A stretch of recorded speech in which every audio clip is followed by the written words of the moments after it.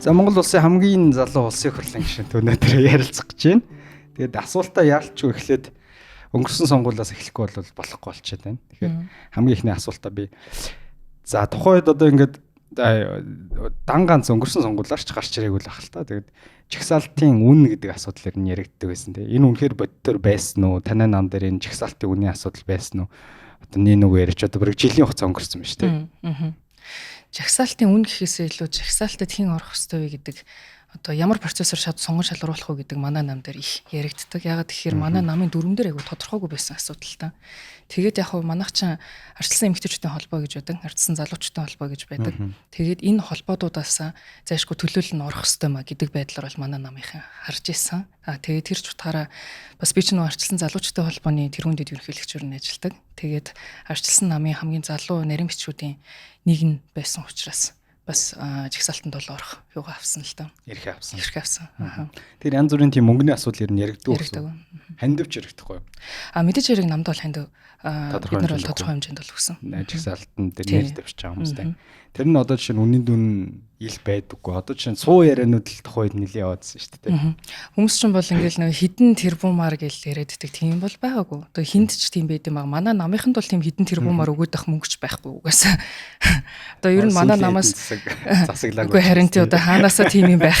Угаасаа тийм бол байх боломжгүй л дээ. Тэгээд хамгийн гол нь болохоор сонгуульд нэр дэвшээд явж байхад бол хувь хүмүүс өөрсдөө одоо нэг кампанит ажлынхаа одоо нөгөө нэг зардлуудыг бол гаргаад явчихсан. Миний хувьд бол одоо Hope гэд кампанит ажлыг хийсэн залуучууд зориулаад тэгээд ерөнхийдөө бол нэг хид хідэн одоо байршлууд дээр залуу одоо нөгөө нэг дэмжигч нартайгаа хамт ажиллах ч байт юм уу тий. Тэр юмнуудыг бол ингээл санаачлагаараа гаргаад явсан. Тэгээл нөгөө нэр дэвшиж байгаа дүргүүд дээр байгаа одоо кандидатууд дээр бас очивол дэмжигч байт юм уу. Иймэрхүү байдлуудаар бол нэлийн ажилласан л та. Тэгээ хүмүүс харахтаа болохоор нөгөө жагсаалтын гишүүдийг чинь нэг юм юу ч хийхгүй байж байгаад гишүүн болчлоо гэж боддог. Гэтэл бол жагсаалтын гишүүд мань бол яг нөгөө нэг тухайн тойрог болгон дээр байж байгаа хүмүүс дээр очиж бас яг нөгөө кандидатуудтай өнгө зүс нэмэр болж дээрээс нь одоо кампанит ажилтнууд нь бол айгүй их тусалж оролцсон байгаа.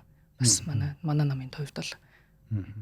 Тэгэхээр залуучуудын нэгдүгээрт танай намын бас бодлогоч төр залуучуудын төлөөллүүдийг оруулах гэсэн юм байна. Хоёрдугаарт бас эмэгтэйчүүдийн төлөөллийг оруулах гэсэн байна. Тэгэхээр тухайд мэдээж эсэргүүцэл юм уу нам доторх маргаанууд нэлээд үүссэн баг. Одоо тухайн үеийн процессыг зүгээр илэн далангуу одоо нэг жилийн хугацаа өнгөрсөн юм чинь энэ нэг илэн далангуу яриг гэвэл яг тэр жагсаалтын дөрөв рүү орох процессын ард юу болж исэн, ямар сорилт тулгарч исэн. Үнэхээр энэ тухайн 100 яриануудыг одоо эсрэг тайлбар өгөөч л гэж шууд. Зүг. Гэхдээ яг манай нөгөө сонгон шалгаруулалтын процесс тодорхойгүй байсан болохоор л бид нар чинь одоо манай нам чинь ил лээрэл одоо хэрүүлээ гаргадаг учраас тэр гарч ирсэн. Тэгээд бусад хүмүүсийн одоо хувьд бол яах лээрээ энэ хүн байх ёстой юм гэдэг байдлаар одоо надлууч үт юм бусад хүмүүс л үуч гэсэн бие биендээ бол ууралсан юмнууд бол гарсан. Тэгээ тэр бол бас байх л ёстой юм. Ягаад тэгэхээр бид нар чинь нөгөө нэг тухайн шүн бүх үйл явдал процессыг гарч байгаа шүү дээ. Тэрний өмнөхч байд юм уу те? Өмнө нь бол ингээд тодорхой болоо зарлагдсан байсан зүйл биш. Хитгэн одоо сонгуулийн одоо нэг нэрсэн жагсаалт гарахаас хитгэн одоо цагийн өмнө л тэр нэр тодорж байгаа учраас энэ чинь хүн болгоны хувьд яагаад гэдэг асуулт гарч ирэх зүг өснө л хэрэг байсан л та. Миний хувьд бол маш тодорхой л байгаад байгаа. Ямар ч л байсан одоо арчилсан намын жагсаалтын дотор нэг залуу хүний залуучуудын төлөөлөл байх хэвээр Монгол улсын 3-ны 1 нь өөрөө залуучууд байж ах чинь бид нар залуучуудын дуу хоолой байхгүй жагсаалт байна гэдэг чинь одоо юу гэсэн үг вэ гэдэг утгаараа бол зайшгүй байсан. Харин яагаад цэнгүүн байсан бэ гэдэг асуудал бас ахиад дараагийн асуудал юм болов уу гэж бодож байгаа. За миний хувьд бол нөгөө арчилсан намын хөгжлийн бодлогын хариуцсан нарийн бичгийн дараагаар ажиллаж исэн. Тэгээд нөгөө анх 24 оны 1 сарын 1-нд томилогдлоо бид нар чинь төрийн ордонд. Тэгээд нөгөө анхны одоо төрийн ордноос мэдчилж байгаа Жензи үеийн төлөөлөл болов уу гэж хэлээд бас нэлээд хүмүүсийн анхаарлыг татчихсан. Тэр цагаас хойш болохоор арчилсан намын сонгуулийн мөрөг хөтөлбөр дээр би ажилласан л та.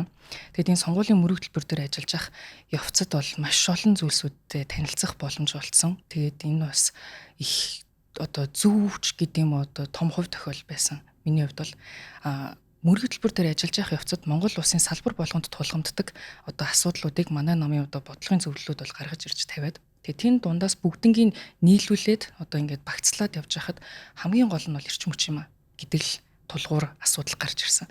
Тэгээд тэр ч утгаараа сонгуулийн өмнөөс эхлээл бид нар ер нь арчилсан нам эрчим хүчээр анхаарах хэрэгтэй байна. Бид нар эрчим хүчийг хамгийн тулгуур бодлого болгож явуулахгүй бол нөгөө яриад байдаг иргэн баян бол улс баян гэдэг зүйлд бид нар хүрэхгүй юм биш үү гэдэг агуулгаараа ер нь сонгуулийн өмнөөс эхлээл эрчим хүчийг бас айгүй хүчтэй ярьсан. Тэр ч утгаараа мөрөө хөтөлбөртөө тэгсэн орсон байна те намынхаа. Одоо ингээд мэдээж би нөгөө ярианыхаа ихэнд хэлсэн хамгийн залуу гишүүн гэдэг. Тэгэхээр өнөөгийн улсын их хурл. За тэр дундаа өнөөгийн улс төр гэдэг том зургаар нь ингээд аваад үзэх юм бол яг залуу хүн тэр дундаа таны одоо оролцоо улс төрийн шийдвэр гаргалт яг энэ парламентод ямар өнгө зүс, ямар онцлогийг нэмж ийн гэж та өөрөө харж байна. Хэлээл онцлогтой байгаа даа шүү дээ. Энэ удаагийн парламент 126 гишүүнтэй тэр дундаа одоо ингээд 90-ад оны төлөөлөл бас улс төрд илүү хүчтөрн орж ирж байгаа эхний баг парламент байх гэж харж байна. Миний бодлоор пропорционал системийн өөрийнх нь онцлог илүүтэй гарч ирж байгаа ганцхан цэнгүүн гэхээсээ илүү 48 жагсаал одоо нөгөө нэг жагсаалтаар сонгогдсон гишүүн байгаа. Энэ гишүүн болгон өөрийн гэсэн айгүй тод өнгүүдийг гаргаж ирж байгаад би айгүй их баяртай байгаа. Тэрний нэг төлөөлөл нь бий байгаа. Ерөнхийдөө бол нөгөө пропорционал системийн сайн тал нь болохоор нэг одоо дүүрэгч байд юм уу нэг аймгийн одоо сонгогчдын эрх ашиг гэхээсээ илүү Монгол улсын том хэмжээний зургууд дээр том хэмжээний бодлого дээр анхаарья гэдэг байдлаар одоо шийдвэр гаргалтуудад оролцож байгаа учраас жижиг эрх ашигуудыг хойш нь тавьж чадчих байгаа гэдэг нь өөрөө том онцлог юм болов уу гэж харагдаж байгаа. Тэгээд нөгөө нэг 25 оны төсвийг батлахад ч гэсэн бид нэр одоо жижиг хөрөнгө оруулалтыг аймаг сумд болон жижиг нэгждэр хийхээс илүүтэй илүү том мега төслүүд лугаа төсвөө тавья гэдэг байдлаар хандсан. Тэгээд энэ ч гэсэн нэлээд том өөрчлөлтийг тавих суурь нь болж чадсан болов уу гэж бас хараад байгаа. Одоо ингээд шинэ засгийн газар байгуулагдах гэж байна. Энэ цаг үед арчилсан нам ер нь хамтарсан засагт орё гэсэн бодолтой байгаа юу? Одоо ер нь бүлэг дээр юу яригдэж байна? За яг энэ асуудал дээр бол бид нар бүлгэрээ ямар ч байсан нийгмийн шийдвэр гаргах ёстой гэдэг байр суурийг бол барьж байгаа. Тэр утгаараа бас яг одоо Монгол Ардын баг хурлаас арчилсан намыг одоо хамтарсан засгаас хөх шийдвэр нэг шүн гарлаа шүү дээ. Тэн дээр бол манай арчилсан намын гишүүд болон сайд нар за ийм байгаа бол бид нар оролцохгүй. Та нар өөрсдөө энэ асуудлаа төвлөршийд. Энэ бол танаа үүсгэсэн хагарал шүү гэдэг байдлаар бид нар нэгдмэл байдлаар оюун эрдэнэ ерөнхий сайдыг одоо унгаах ихтгэл үзүүлэхгүй байх хуралд оролцоогүй 42 гишүүн. Энэ бол өөрөө олон жилийн турш харуулаагүй одоо арчилсан намын маш том нэгдлийг бол харуулсан л да. Тэгэхээр манай бүлгийн хувьд энэ нэгдэл маань өөрөө маш чухал байгаа. Бид нар энэ жилиг бол эв нэгдлээс институт гэж зарласан байгаа манай нам. Тэгэхээр чи нөгөө арчилсан намынхан дандаа хагаралтай байдаг дотроо учруулж чаддаггүй гэдэг нэг ойлголтыг одоо бид нар эвлүүлээд нэгтгэхэд тэгээд хүчтэй бас нэгдмэл байр суурьтай байж чаддаг нам юм а гэдэг өнгө төрхийг бий болохын тулд 42 гишүүн тэр чигтээ нэгдмэл байх хэрэгтэй. Мэдээж хэрэг одоо маргааш юу болно л тоо. Манай бүлгийн хурал болно. Тэн дээр ямар шийдвэр гарах вэ? Зандан шатар гэдэг хүнийг одоо Монгол Улсын ерөнхий сайдаар сонгоход манай арчилсан намын бүлэг ямар байр суурьтай байх юм бэ гэдэг дотоод эхлээд дотроо их санал хураалт явагдах байх. Гишүүд бас байр суурь илэрхийлэх байх. Тэгээд мэдээж хоёр өөр байр сууриуд гарна. Гэхдээ олонхороо шийдээд явсан бол бид нар тэр одоо бүлгийнхаа шийдвэрийг дагаад явна гэдэг байр суурин дээр хатуу зогсож сурах хэрэгтэй байгаад юм л да. Мэдээж хэрэг зарим тохиолдолд арчилсан нам сүр хүчнээ хатуу хийгээд явах нь зөв гэдэг байр суурьтай хүмүүс байж байгаа. Гэсэн ч тэрийг бүлэг дээрээ маш сайн илэрхийлж байгаад гэхдээ нэгэнт бүлгийн шийдвэр гарсан бол бүлгийн шийдвэрээ дагаад явах гэдэг нэг юм институцийн соёлоо бид нар төлөвшүүлж чадахгүй бол бас манай нам өөрөө том утгаараа хизээч одоо нөгөө нэг бодлогын түвшний шийдвэр гаргалтуудыг хийж чадахгүй байдал бас үүсчих гээд байгаа. Тэгэхээр миний харж байгаагаар бол арчилсан нам аль талдаа шийддэгч бай ямар ч байсан нэгдмэл байдлаараа шийдвэрээ гаргах хэрэгтэй л гэж харж байгаа. 42 гишүүн 42 бүгдээрээ л нэг коннот. Бүгдээрээ л нэг коннот гэдэг. Таны байдлаар. Миний байр суурь бол яг хүмүүс ингээд 126 гишүүнтэй болцсон учраас бид нар мөнхийн хамтрал байна. Энэ бол үргэлж байна гэж үзээд байгаа. Гэхдээ Монгол Ардын нам өөрөө 51-ээс нэмэх хувь одоо авцсан буюу өөрсдөө дангаараа засгаа бүрдүүлээд явах боломжтой чадамжтай байгаа энэ нөхцөл дээр заавал арчилсан нам ороод ирэх хэрэг байна уу гэдэг асуудал бас үүсэж байгаа юм л да. Тэгээ одоо ялангуяа сүүлийн 8 жил энэ одоо Монгол Ардын нам чинь өөрөө дангаараа засагласан.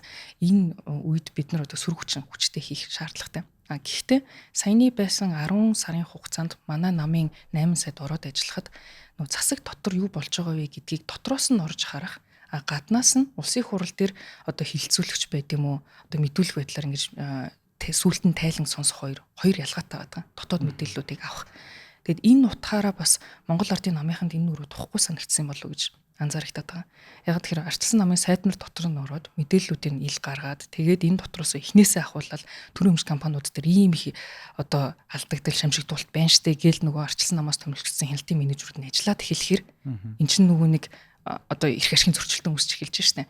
Тийм учраас арчилсан намыг маш хурдтай гаргахгүй бол эднэр одоо айгүй хүндрэлтэй байдал руу бидрийг аваачих гэдэг. Хамтарч ийн гэж байгаа юм байж хойноос бидний одоо өмнөх жилүүдийн юмнууд ухаж гаргаж ирээд байна гэдэг байдлаар хандж байсан л та. Тэгэхээр бас хоёр талтай л гэж харж байгаа. Бас яг улсын хурал дээр бол төдийлөн яг мэдээж хэрэг аудитлэгдсэн тайлангууд ирж байгаа ч гэсэн асуудлын цаад мөн чанар, цаад уг өглөөргаар нь ойлгоход бол эн чинь бас их хангалттай бас биш байдаг. Магадгүй дотроос нь илүү их мэдээллүүдийг бид нар авсан суурь нь бол зөв байдаг байх гэж бодож байна. Гэхдээ ямар ч байсан сүүлийн 10 сард бол өөрсдийнхөө ажиллаж исэн салбарууд дээр бол манай салбарын сайдууд маш сайн ойлголтуудыг л авч чадсан. Тэгэхээр байр суурь нь миний байр суурь бол одоо бол хамтарсан засагт ороод хэрэггүй л гэдэг байр суурьтай. Маргааш бүлэг дээрээ бас тэр талаас тийм талдаа л байна. Тэгэхээр улс төр рүү орох шийдвэр гэдэг нь ер нь өстой нөгөө амаргүй гэдэг шиг амаргүй шийдвэр байх. Яагаад тэгэхээр залуу насн дээр улс төр рүү орчхоор эргээд эн чинь бас улс төрийн карьер гэдэг чинь тийм доктортой ч биш те. 4 жилийн хугацаатай. Тэгээ нэг орсон бол буцаад хувийн хвшил рүү орно гэдэг бол өөрөө бас сорилттой те. Тэгэхээр яагаад ер нь улс төр рүү орё гэдэг шийдвэрийг анханасаа гаргах болов. Тухайн үед бас нэг сонгуулийн үеэр Монгол Ардын намтай сонгуулийн үеэр хамтарч ажиллаж исэн гэж бас нэг цуу яриа явж исэн дээ. Тэгэхээр анханасаа ер нь улс төр гэдэг зүйлийг сонирхож исэн үү? Одоо таны ингээ мэрэгчлийг аваад үзэх юм бол маркетингийн чиглэлээр бас мэрэгчл эзэмссэн тийм. Тэгээд одоо ингээ улс төр рүү ороо явж байна. Тэгэхээр энэ болгоны нэг эргэлтийн цэг нь юу байсан бэ гэдэг асуултыг асууя гэж бодсон. Би өөрөө маркетингийн менежер мэрэгчлээ. Тэгээд одоо нөгөө маркетингийн компани байгуулсан. Тэгээд ажиллаж байхдаа болохоор нөгөө нэг маш олон одоо PR-ийн компанид ажлууд бол ингээл орж ирдэг гэсэн. Энийг сурчлах, энийг яах ингэх гэдэг. Тэгээд тухайн үед чинь бол одоо нөгөө Монгол Ардын намд засгалж илаа. Тэгээд мэдээж нөгөө нэг засгийн ажлууд бас орж ирж байсан. Одоо ийм хөтөлбөр засгийн газар санаачилж ийн ингэж ийн тэгж ийн гэд. Тэгээд анхандаа бол айхтар яг улс төр гэдэг утгаар нь бол хардаггүй байсан. Тэгээд ажиллаад явж байхад нэг би бол өөрөө яг нөгөө нэг бизнес эрхлэгч гэр бүл төссөн болохоор яг бизнес талаас нь л хардаг. Тэгээд тэр утгаараа бол нэг манай бизнес эрхлэгч нар чинь ингэдэж штэ. Үгүй бид нар бол бизнес хийж байгаа. Аль нам байх нь хамаагүй. Нэг юм яриад идэв штэ. Тэгээд тийм байх нь хамаагүй. Бизнес бол бизнес гэдэг байдлаар хардаг. Би ч гэсэн тэгж хардаг гэсэн. Тэр утгаараа бол Монгол Ардын нам нь аль нь байна уу надад бол хамаагүй. Би бол яг мэрэгчлийнхэн өөрийнхөө хийж байгаа үйлчлэгийг л ажиллаад хийж гин гэж ойлгодог. Гэхдээ ингээд сүулт нь хараад гисэн чинь ингээд яг дотоод одоо мөн чанартай тэрсэлсэн одоо ажлууд ингээл яваад байгаа байхгүй ингээд сүүл рүүгээ ингээл хүн анзаарна штэ ажлууд ингээс сайжраа сайн яваад байгаа би өөрийнхөө одоо маркетинг үйлчлэгийг хийсэн ч гэсэн тэр нь бол ажлууд нь хийгдэд явсан байлаа гэж бодсон ч гэсэн дотроо бол энэ хэрэггүй штэ гэл одоо жишээ нь хамгийн сүүлд миний бол ингээд тэг хуурлын цэг байсан одоо юу бол сангийн амныхан нэг ийм юу хийчихсэн баримтыг нэг юу адаг гэсэн штэ баримтын суглааг болиулсан байжгаад буцаагаад баримт суглаатай боллоо гэдгээ зарлуулъя гэд. Тэгээд нэг реклам хийлье гэд одоо ингэж иргэдэд байх. Тим юу явсан байхгүй. PR компаниар тийм. Яг хөө тиймс нөгөө нэг зар явахгүй юу. Тэгэл энд орох уу орохгүй юу гэл. Тэгэл нөгөө нэг кофаундеруудтайгаа ярьж байгаа энийг яах вэ гэд. Тэгээ би болохоор үгүй юу гэсэн юм утгагүй одоо суглаа найдаж амьдэрдэг ус гэж юу гэсэн. Наадах ч одоо яаж сурчлах яаж зүг гэх юм. Юу гэсэн ерэн зүгээр тэр баримтаас авч байгаа эргэн төлөлтийн өндөр болгоо суглааг л болох зүг биз тэгээд тэгж яхад болохоор гэдэг бидний ямар шийдвэр шүү дээ эдгээр хүмүүс нь өөрсдөө шийдэж байгаа юм чинь бид нар тэгэл ажиллал хийж байгаа юм чинь зүгээр аваад ажиллах хэрэгтэй юм шүү гэд тэгээд яг тэн дээр болохоор би ингэж үгүй гэж бодогдоод тэгээд тэр үед болонгууд чи чинь бизнес хүмүүс биш вэ шүү дээ гэд намайг тэгсэн байхгүй чи ингэж нийгмийн талаас нь ингэж хараад байгаа юм тийм бол чи өөр улс төрөөр явах хэрэгтэй юм шүү гэд тэгээд тэр надад айгүй үний юм шиг санагдсан яг одоо ч гэсэн маш олон маркетинг компаниуд маш олон одоо сэтгүүлч нар ч гэсэн тий одоо засгийн газрын ямар нэгэн хөтөлбөрүүдийг ингээд сурчлаа таниулах ажлуудыг хийгээл явж байгаа. Тэр хүмүүс бол зүгээр л яг ажиллаа хийж гин гэдэг үнцгөөс нь харуул тийм болно. Ягаад гэвэл тэр хүмүүсийн буруу шүү дээ. Тэр нөгөө нэг санаачлагч нар нь тэндэ байгаад байгаа юм чинь тэр чинь мэрэгжлийн юугаал хийж байгаа. Одоо жишээ нь хуульчч байд юм уу одоо ингээд тий өмгөөлөгч нар үйлчлүүлэгчийн өмгөөлөд явдагтай адилхан энэ чинь өөрөө ингээд утгаар нь хараад үзвэл тийм. Гэхдээ миний хувьд бол дотоод нэг тийм зөрчил айгу өндөр байгаадсан. Тэгээ тэр утгаараа за ер нь болъё гэдэг. Тэгээд уг нь бол одоо сонгуулийн өмнөх жил болоод тэгээд бүр арчилсан намын одоо нөгөө нэг талд ажиллана гэдэг чинь ялагдцсан талд ажиллана гэдэг чинь бол одоо айгу буруу шийдвэр байхгүй одоо манай нам чи мөнгөгүй нам. Одоо ингээд манай намд чи одоо нэг сэтгүүлч нарч бас айгу дургу идэж арчилсан нам юм хийлэх чинь мөнгө өгдөг юм.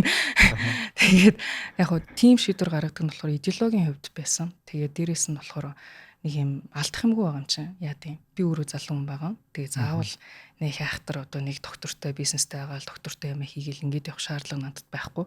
Зүгээр нэг ихтгэл үнэмшлэрээ ингээд юм өөрчлөгддөг юм байна. Ингээд савлаад шал өөрөн болчих болт юм байна гэдгийг харуулмаар сэтгэл одоо зүв бол минийх бол тийм байгаадсан. Тэгэл тэр утгаараа ерөнхийдөө бол нам дээр бас их сүүлийн нэг жил нь бол сонгуулийн өмнөх нэг жил бол нэлээд ажилласан.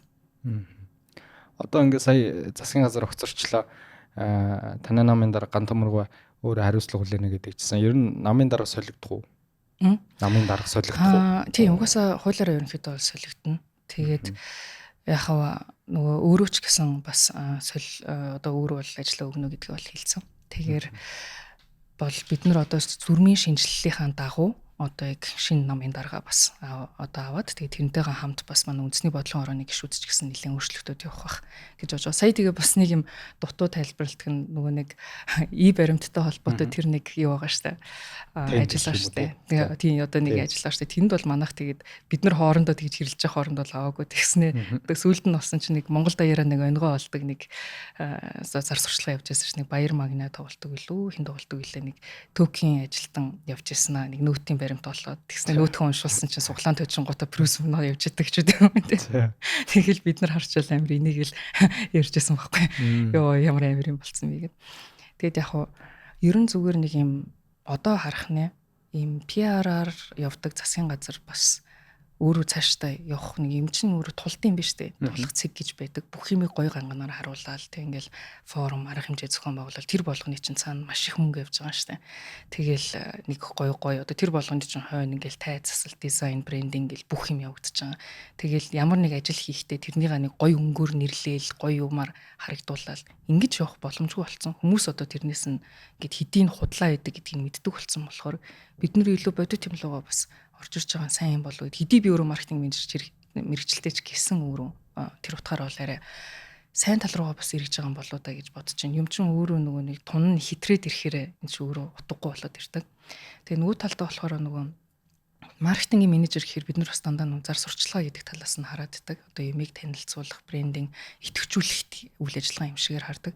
А нөгөө талд нь энэ дотор өөрөө зах зээл гэдэг үг байж байгаа. Тэгээ зах зээл гэдэгч маань өөрөө юу юм бэ гэхээр нөгөө үнийг өөрөө тогтоож идэг, эрэлт нийлүүлэлт байна. А дээрээс нь шинэ худалдан авахчийг бий болгох, шинэ соёлыг гаргаж байгаа. Хамгийн гол нь өрсөлдөөнийг зохицуулж идэг. Энэ зах зээл өөрөө. А гэтэл манайхан ерөөсөө зах зээлийг ойлгодгүй нэг асуудал байгаад байгаа юм л та. Тэгээ зах зээлийг ойлгохгүй байхаараа бид нар ч одоо ингэ том компаниуд нь зөвхөн өөртөө хэрэгжих хууль гаргаад ирдэг. Өөрийнх нь бүтээгдэхүүн үнээр өрсөлдөж чадахгүй болоод ирэнгүүт өрсөлдөгч компани байхгүй болгодог ч юм уу тийм нэг иймэрхүү байдлаар ажиллааддаг. Тэгээд нэг юм сонирхолтой юм болохоор манай иргэд ер нь монголчууд нийтээрээ үнийг одоо төр зэсэг зохицуулах хэрэгтэй гэж ойлгоддаг. Одоо цахилгааны үн үнэтэй байгаад байна. Махны үн үнэтэй байгаад байна. Бензиний үн үнэтэй байгаад байна. Төр зэсэг юм хийгээч гэдэг нэг юм барьдаг юм шиг. Социализмын үед нэг 9-ийн тос гэдэг чинь дургамлын тосыг 9 төгрөгөөр зардаг байсан гэдэг югаар л тогтооцсон үнээр л байдаг юм шигээр одоо ч бид нар ойлгодог. Гэтэл чөлөө зах зээлд орсон юм аа. Энд чинь өөрөө эрэлт нийлүүлэлтийн хуулиар өөрөө угаас өрсөлдөөнөөр зохицуулагдаад явдаг юм аа. Энэ дээр төр оролцох боломжгүй гэдгийг бид нар ойлгох ёстой. Төрийнхэн маань энийг өөрсдөө бас ойлгох хэрэгтэй байдаг. Хэрвээ тэгж чадахгүй байх юм бол үнийг барьдаг салбар болгон дандаа уналттай хамгийн хойно үлдсэн. Төр оролцдоггүй үн дээр нь байдаггүй салбарууд нь өөрсдөө өрсөлдөөнөөс сайжраа явцсан байгаа. Нэг ийм зүйл харагдаж байгаа. Тэгэд миний хувьд бол бас яг энэ үнийг л хүмүүст аягүй сайн ойлгодог болох. Үн яаж бүрэлдэж байгаа тогтолцоо нь өөрөө юу юм. Тэгээ бид нар хэрвээ өрсөлдөөнийг оруулах юм бол энд инновац явуулж идэг, сайжруулалт явуулж идэг компаниуд ашиг гэдэг зүйл чинь тийм муу зүйл биш. Ашиг орлохороо дамжуулаад хүмүүс өөрсдөө одоо нэг бүтээгдэхүүнээ сайжруулад явдаг. Тэрнээс биш компани захирал ашиг болоод тэрүүгээрээ дандаа баян тансаглаад ингээ яваад идэг юм аа. Тэд нар чинь өөрсдөөсөө хүртэл харамлж байгаад тэр дараагийн бүтээгдэхүүнийг яаж сайжруулах вэ? Ахаад өөр юу хийх үү гэд ингэж боддог хүмүүс байт юм а гэдгийг л ойлгуулах нь аягүй чухал юм шиг л санагдаад байгаа юм. Таны саяны хариулт дээрээс 2-3 асуулт гарч ирж байна. За яалчгүй үн дээр бол хоёлаа удахгүй ярина. Эрчим хүчний үн дээр бол бүр лавшруулж асууна. Тэгэхээр тэр сэдв рүү орохоос өмнө сая PR-тай холбоотой асуултыг PR-тай холбоотой та өөрөө санаагаа хэлж байна. Ер нь PR жоох итрээд эхлэхээр төрийн ажил PR нэгтгэр болохгүй тунгийн тааруулах хэрэгтэй гэдэг. Сая та өөрөө бас нэлээд нийгмээр сошиал медиа шүүмжлүүлэх шиг болсон тий. Бас тэр өөрийнхөө төрсөн өдрөөр унаач хөвгтөдөө өөрийн сангаа байгуулад ингээд зураг хөрг яваа тий. Тэгээ та өөрөө бас маркетингийн хүн. Заримдаа бас ингээд нэг улс төрийн PR нь хэтэрхий цөмөрчгөөд байх вэ гэд хүмүүс санаа зовоод тэгээ шүүмжилж ах шиг байна. Тэрэн дээр таны байр суурь ямар вэ? Ялцчгүй яг тэн дээр бол нөгөө хүүхдүүдийн зураг орсон байсан. Тэгэхээр хүүхдүүдийн зурагтай юу гаргадаг бол миний буруу. Тэгэхээр бол тэрийг бол буруу гэж бол хүлээн зөвшөөрч байгаа. Яг үндсэн санаа нь болохоор ер нь сан гэдэг одоо нөгөө нэг ойлголтыг бас бид нар нэг сайн ойлгох ёстой юм шиг санагдаад байна. Ер нь энэ улс төрд ороод явхаар хүмүүс болохоор нэг ингэж хэлээд байгаа. Чи одоо нэг хууль тогтоох талд ажиллаж байгаа. Хууль тогтоогч юм хүн. Нөгөө талдаа чи ингэж нийгэмдээ үйлчлэх ёстой. Нийгмийн асуудлуудыг ингэж гаргаж ирж ажиллах ёстой гэдэг. Тэгээд маш олон сэдвэр маш олон хүмүүс ингэ холбогдож идэг. Өөр сэдвүүдийг дандаа гаргаж ирдэг. Тэгээд энэ болгонд нь тус болгонд сэдв болгонд ер нь орохоор надад айгүй хүндрэлтэй байгаад ддэг. Ямар нэг үр дүн гаргаж чадахгүйгээр дараа нэг холбогдох хүнд нь хэлсэн гэдэг байдлаар л яваад тахаар айгүй одоо нөгөө үр дүнгүй санагдсан л да. Тэгээ байж байгаа. За тэгвэл одоо хийж байгаа ажлуудаа үр дүнтэй тэгээ тодорхой байхын тулд за нийгэмлүү чиглэсэн энэ ажлыг би ингэж хийх юмаа гэдгийг тодорхой болгох гээд ерөнхийдөө сан байгуулсан. За тэгээд энэ сангийн үйл ажиллагаан дээр болохоор энэ нэг санхүүжилтийг айгүй ойлгомжтой болгох арга юм шиг санагдсан. Би бол одоо нөгөө нэг улирал тутамд тайлангаа гаргадаг цөөн гişүүдийн нэг байх гэж өөрөө боддог. Дандаа ингээд нөгөө нэг хийж байгаа ажлууд бүх юм бол нээлттэй гаргаад явждаг. За энэ дээр нөгөө нэг хэрвээ олон нийтлүү хандсан арга хэмжээ зохион байгуулах юм бол санхүүжилтээ айгүй тодорхой гаргаж ирэх ёстой шүү дээ. Тэгээд энэ сангийн тухай асуулт нь болохоор юунаас гарч ирсэн. Бид нэг өглөөний уулзалт хийгээд ажлын албаараа тэгээд хүмүүсийг болохоор дуудахтаа одоо ингээд нэг улс төрччин хүмүүстэй уулзалт хийхдээ ингээд хорхог боодог тавиал ингээд нэг хоол унд цуглуулчаа тэгээд хүмүүсийг дуудаад идэв шүү дээ. Тэгээд би бол тийхгүй гэж бодсон юм. Тэгээд яг ирж байгаа хүмүүсүүд нь өөрсдөө ирээд ячиж бүртгүүлээд орж ирж болно. Хэрвээ та одоо өглөөний цай уух байх юм бол өглөөний цайныхын төлбөрийг та өөрөө төлөөд авч болно гэдэг байдлаар тавьсан. Тэгсэн чинь бас хүмүүс нэлээд тухайн үед бол нэлээд шүмжилсэн л тийм. Чи одоо улс төрч хүн байж яагаад иргэдтэй одоо тий өглөөний цайных нь мөнгөний авах гэдэг гэдэг байдлаар. Тэгээ би болохоор үгүй бид нар энэ хөвшмээр байгаад байна. Би хэрвээ тэрийг мөнгийг одоо өөрөөсөө гаргаад ингэ явах юм бол санал худалдаа авалтаас ялгаагүй байдал үүснэ. Тийм учраас энийг яг ингэ ил тод хүн яг өөрийнхөө ууж идэвч байгаа зүйлийг хүн яг өөрөө худалдаж аваад тэгээд өөрийнхөө санаануудыг ярьцдаг. Энд өөртөө ч амар надад ч амар ийм байдлаар саналуудаа авдаг бай гэдэг. Тэгээд туслахынхаа дансыг тавихгүй. Тэгээд сүүлд нь яг нөгөө нэг дансныхаа юуган дээр тайлангаад гарах болсон чинь хувь хүний дансан дээр явчихар чинь тэр чинь айгүй төвхтэй юм байлээ л та ингээд харилцаануудыг ингэж нөгөө зохицуулахад тэгээд нөгөө олон сараар ингээд нөгөө нэг дансныхаа хуулгуудыг гаргаад явах гэхээр хэцүү. Тэгээ бусад улс төрчнөөс асуусан чинь бид нар бүгдээрээ сантай ядэрс гээд тойргоо сонгогдсон гишүүд чинь болохоор сонгуулийн хугацаанд хандив цуглуулахдаа өөрийнхөө сангийн нэр дээр одоо нөгөө нэг хандивуудаа цуглуулж явжсэн. Тийм болохоор бол ихэнх бүх баг улсын хурлын гишүүдэд бол дийлэнхт нь бас сан байд юм л. Тэгээд тэр сангаараа дамжуулж одоо нөгөө нэг хандивуудаа цуглуулад тэгээд тэрнээсээ зарцуултуудаа гаргаа явдаг. Тэгэхээр нэрээ сангийн хэлбэрээр байх нь зөв юм байна штэ гэдэг. Тэгэхээр нөгөө нэг тиймэрхүү арга хэмжээнүүд хийх юм бол тэр сангийнхаа дансыг тавиад тэгээд буцаагаад нөгөө нэг тайлгналтаа хийхэд арай тодорхой болчихно л гэж үг нь бол ерөнхийдөө санаа нь тийм. Тэгээд яг нөгөө санг дамжуулж маш их олон мөнгө угаалт одоо юу гэдэг юм. Тийм зүйлсүүд хүмүүс хийдэг учраас тэгж хардж байгаа нь бол мэдээж хэрэг зөв. Гэхдээ одоо л нөгөө нэг мэргэжлийн аудитын компаниудыг оруулаад тэгээд жил болгон одоо яг санхүүгийн одоо нөгөө нэг тайлан тооцоогоо хийгээд яваад ирэхээр бол энэ болт юмаа гэдгийг одоо харуулхад арай төхөмтэй амар юм болов уу гэж би ерөнхийдөө бол хараад байгаа шүү дээ. Тэгээд ер нь анх чинь бас би нөгөө нэг улс төрд орж явахдаа нэг сэтгүүлч надаас танд мөнгө чухал уу гэд. Тэгээд би чухал гэж хэлсэн. Тэгээ байжсан чинь та улс төрд мөнгөтэй болох гэж орж байгаа юу гэд. Тэгэхээр би үгүй би мөнгөтэй болох гэж бол ороогүй. Тийхээс нь бол би бизнесийн салбарт бол байх байсан. Гэхдээ хүн тодорхой хэмжээний өөрийнхөө амьдралыг хин нэгнээс хараат бусаар аваад явчих хэмжээний цалин хүн авдаг байх ёстой гэдгийг би бол хэлсэн. Улс төрчийн цалин өөрөө өөрийнх нь амьдралыг авч явж чадах хэмжээнд байх ёстой. Тэрийг хэлсэн чинь л бас ингээл нэг эвлүүлэг монтаж болох бол нөгөө мөнгөтэй болох гэж улс төрд орлоо гэл ингээл засаал ингээл нөгөө өгнүүдийн мушигдсан байсан л та. Гэхдээ бид нар одоо бас үнэн байдаг болмоор байгаа. Нэг улс төрч хүн гэдэг гутал би ерөөсөө цалин авахгүйгээр ард иргэдийн төлөө чин сэтгэлээрээ ингэж ажиллаж байгаа, тэгж ажиллаж байгаа гэл ингээл попрод гэдэг чинь тэгсэн ирнэ хэдэн зуун тэрбумыг ингээл эргэлдүүлээл ингээл явцсан яаж баяжсан тодорхойгүй хүмүүс байгаад ддаг. Тэгэхээр чин яг жинхнээсээ этиктэй хүмүүсийн хувьд айгүй хэцүү болчиход байгаа байхгүй. Би одоо жишээ нь өөрийнхөө сарынхаа одоо нөгөө нэг орлогыг олж чадахгүй хүн байж яаж өөрөө улс төрт ороод амжилттай ажиллана гэж бодох юм. Тэр чинь ингээд нэг юм гэр бүлтэй болоод ингээд явцсан байгаа хойноо гэр бүлийнхэн хариуцлага хүлээж байгаа хүмүүсийн хувьд тэрийг бид нар баталгааг нь гаргаж өгөхгүй бол яаж этиктэй зөв хүмүүсээ энэ дотор орж ир гэж хэлэх юм бэ гэдэг утгаараа бид нар бол улс төрчийн цалин тодорхой хэмжээнд хангалттай байх ёстой гэдэг дээр бол би одоо нийгэм шүүмжлүүлэгч байсан гэсэн энэ байр суурийг хадгална. Яагаад гэхээр миний хойнд байгаа маш олон зөв залуучууд энэ нэг босгоос болоод энэ айдсаас болоод өөрийнхөө магадгүй гүйцэтгэх цэгцэрлэгийн хэмжээнд авж байгаа цалинтай хангалттай. Яг бол улс төрд орчих юм бол бага болчихно. Яг бол official явж байгаа цалин бага юм чин би заавал одоо нөгөө нэг хулгай хийхгүйгээр амьдрын гэвэл хүнд юм байна. Тэгэхээр гэр бүлээ бодоод амжиргаагаа бодоод хувийн хвшилт ажиллаж байгаа зөв юм байна гэдэг сонголтыг маш олон залуучууд хийж байгаа байхгүй. Тэгэхээр би одоо энд гарч ирчихэл худлаа попрол ерөөсөө улс төрч чинь мөнгө хэрэггүй байд юм гэд ярих нь өөрөө айгүй хохиролтой байхгүй. Бид нар нөгөө нийгмээ зөв талд нь гарах хэвээр миний хойноос гарч ирж байгаа залуучуудад бас тэр орон зайг нь би өнөөдөр муулуулсан байсан ч гэсэн дараагийн хүнд нь зөв орон зай үүсгэх ёстой л гэж ерөнхийдөө бодоол иймэрхүү одоо нөгөө нэг зүйлүүдийг бол хийгээд байгаа л та. Тэгэхээр яг нөгөө улс төрчин хүнээр угаасаа дутхгүй гэж би бас хард юм. Нөгөө нэг одоо ингээл нөгөө шүмжлүүлэхээс айгаад бид нар чинь яг үнэнгээрээ байхаа болчиход шүү дээ. Тэгээл нэг хүн болгон таалагдах уу гээл нэг юм байх гал нэг оролдоод байдаг. Гэхдээ ингээд магадгүй өнөөдөр муулуулад өнөөдөр хүмүүст ойлгохдохгүй ч байд юм уу байсан ч гэсэн зөв шийдвэрүүдийг гаргаад тэр үеийнхэн зовлонгийн даагаад явчих юм бол дараагийн улс төрчин дараагийн асуудлуудаа шийдэж явчихна. Тэгэхгүй бол бид нар чинь нэг 30 жил гацчихлаа штэ.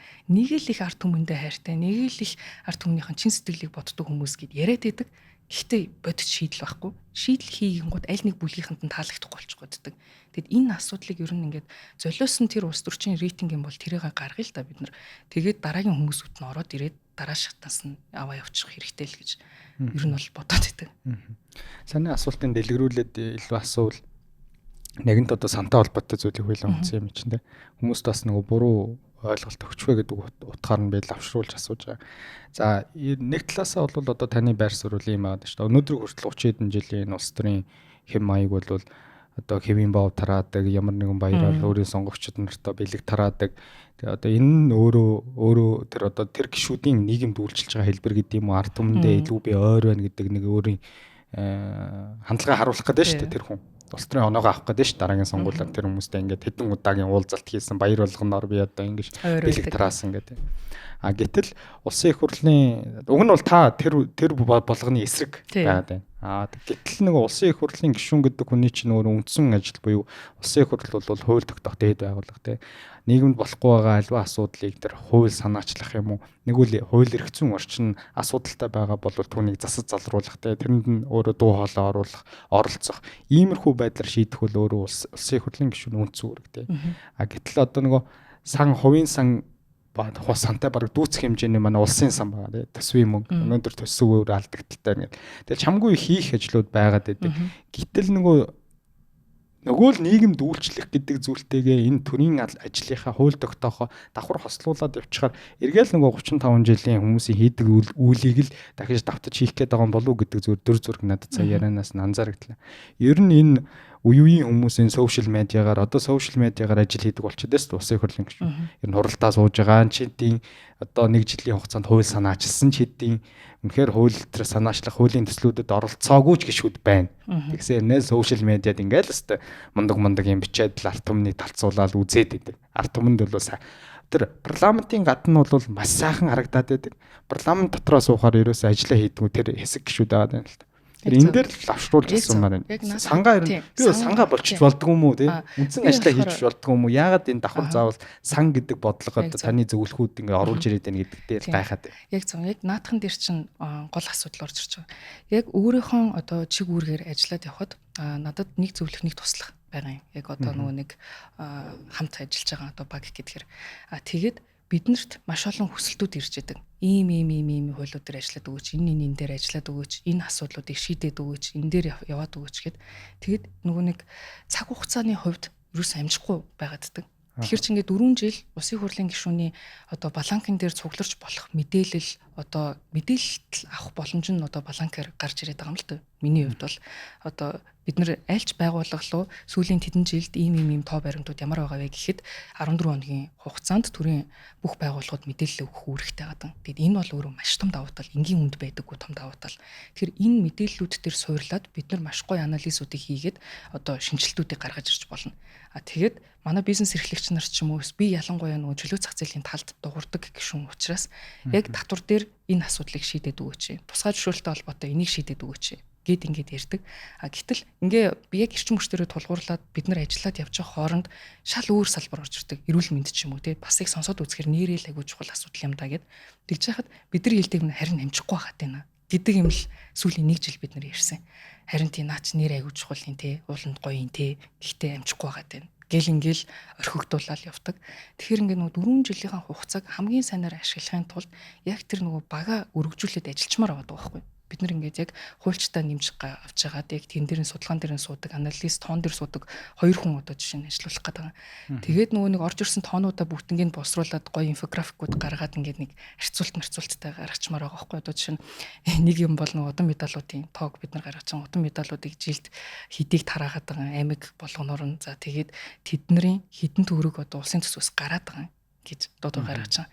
Тэгээд энэ чинь аягүй сонирхолтой тоонууд гарч ирж байгаа байхгүй. Бид нар бүр ингээд баг одон медальгүй хүний тоолох юм бол баг илүү дээр болчих гээд байгаа. Тэгэд энэ мен дээр жишээ нь ингээд ажиллал явж хахад хүмүүс хэрэгтэй. Тэгээд дээрэс нь болохоор нөгөө бид нар хүмүүсээ яаж цалинжуулах гэдэг асуудал байгаа байхгүй. Би одоо жишээ нь аягүй гоё ажил хийж байгаа юм а чи надад үнгүй ажиллаа гэд хүний хэлээд ах аягүй хэцүү шнэ.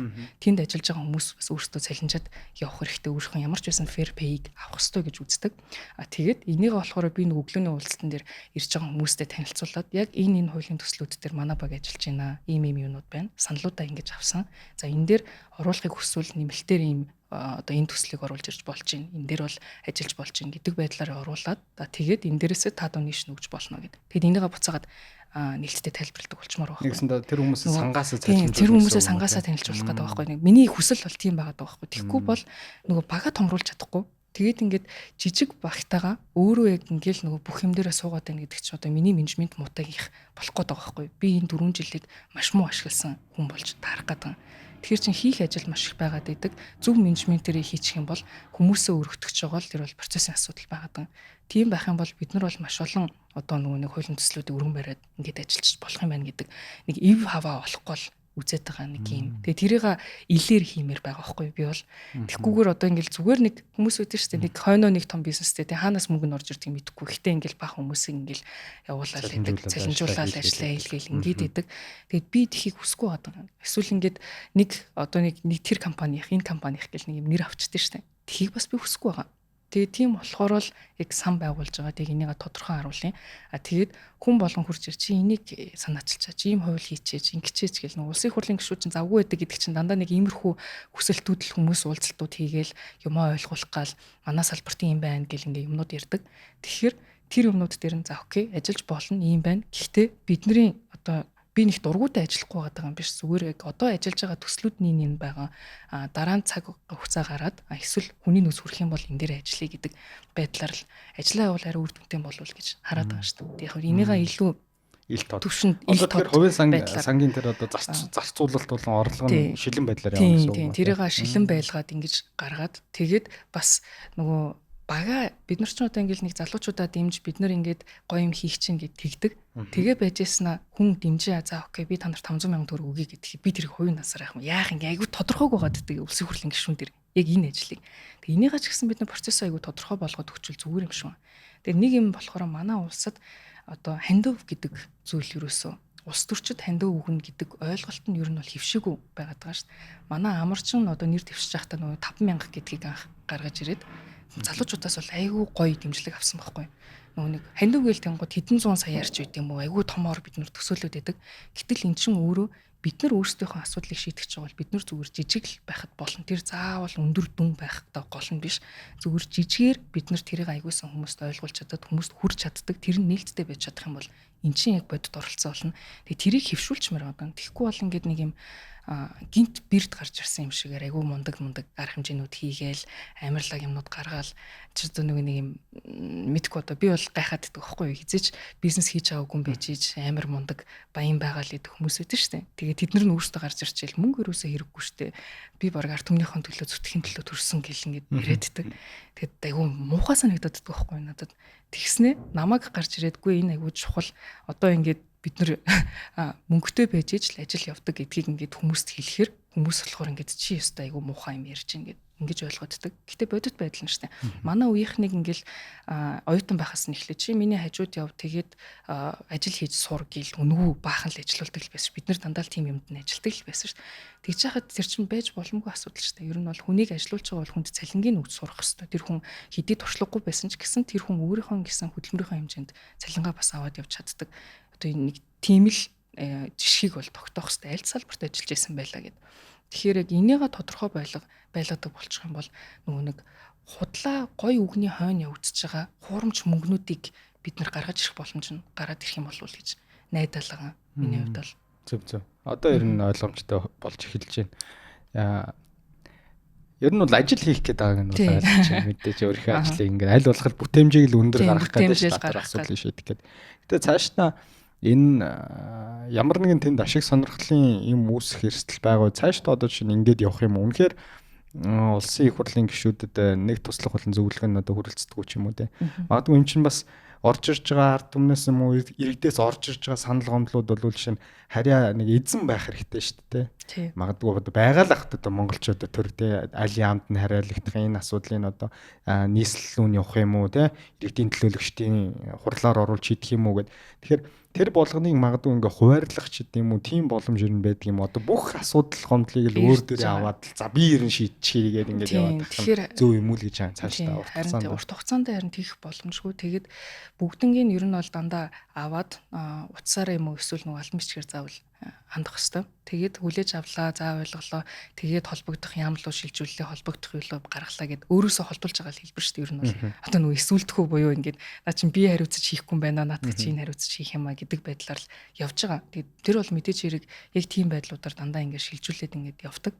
Зүгээр бас бодит байдлаар нэг юм үр дүнтэй бас явчмаар юм шиг санагдаад байгаа. Ажлууд байгаа. Ер нь нэг энэ 126 гишүүнтэй парламентын хувьд болохоор амар ёсгалан дарга ингэсэн маш олон одоо ажлын эсвүүдийг гаргаад тэгээ тэр бол ер нь бол хүний санаачилж болох ч үгүй юм Монголд ийм тулгуурлаж байгаа бүх асуудлуудыг хамарсан бараг нэг 50 хэдэн ажлын хэсэг гарсан юм.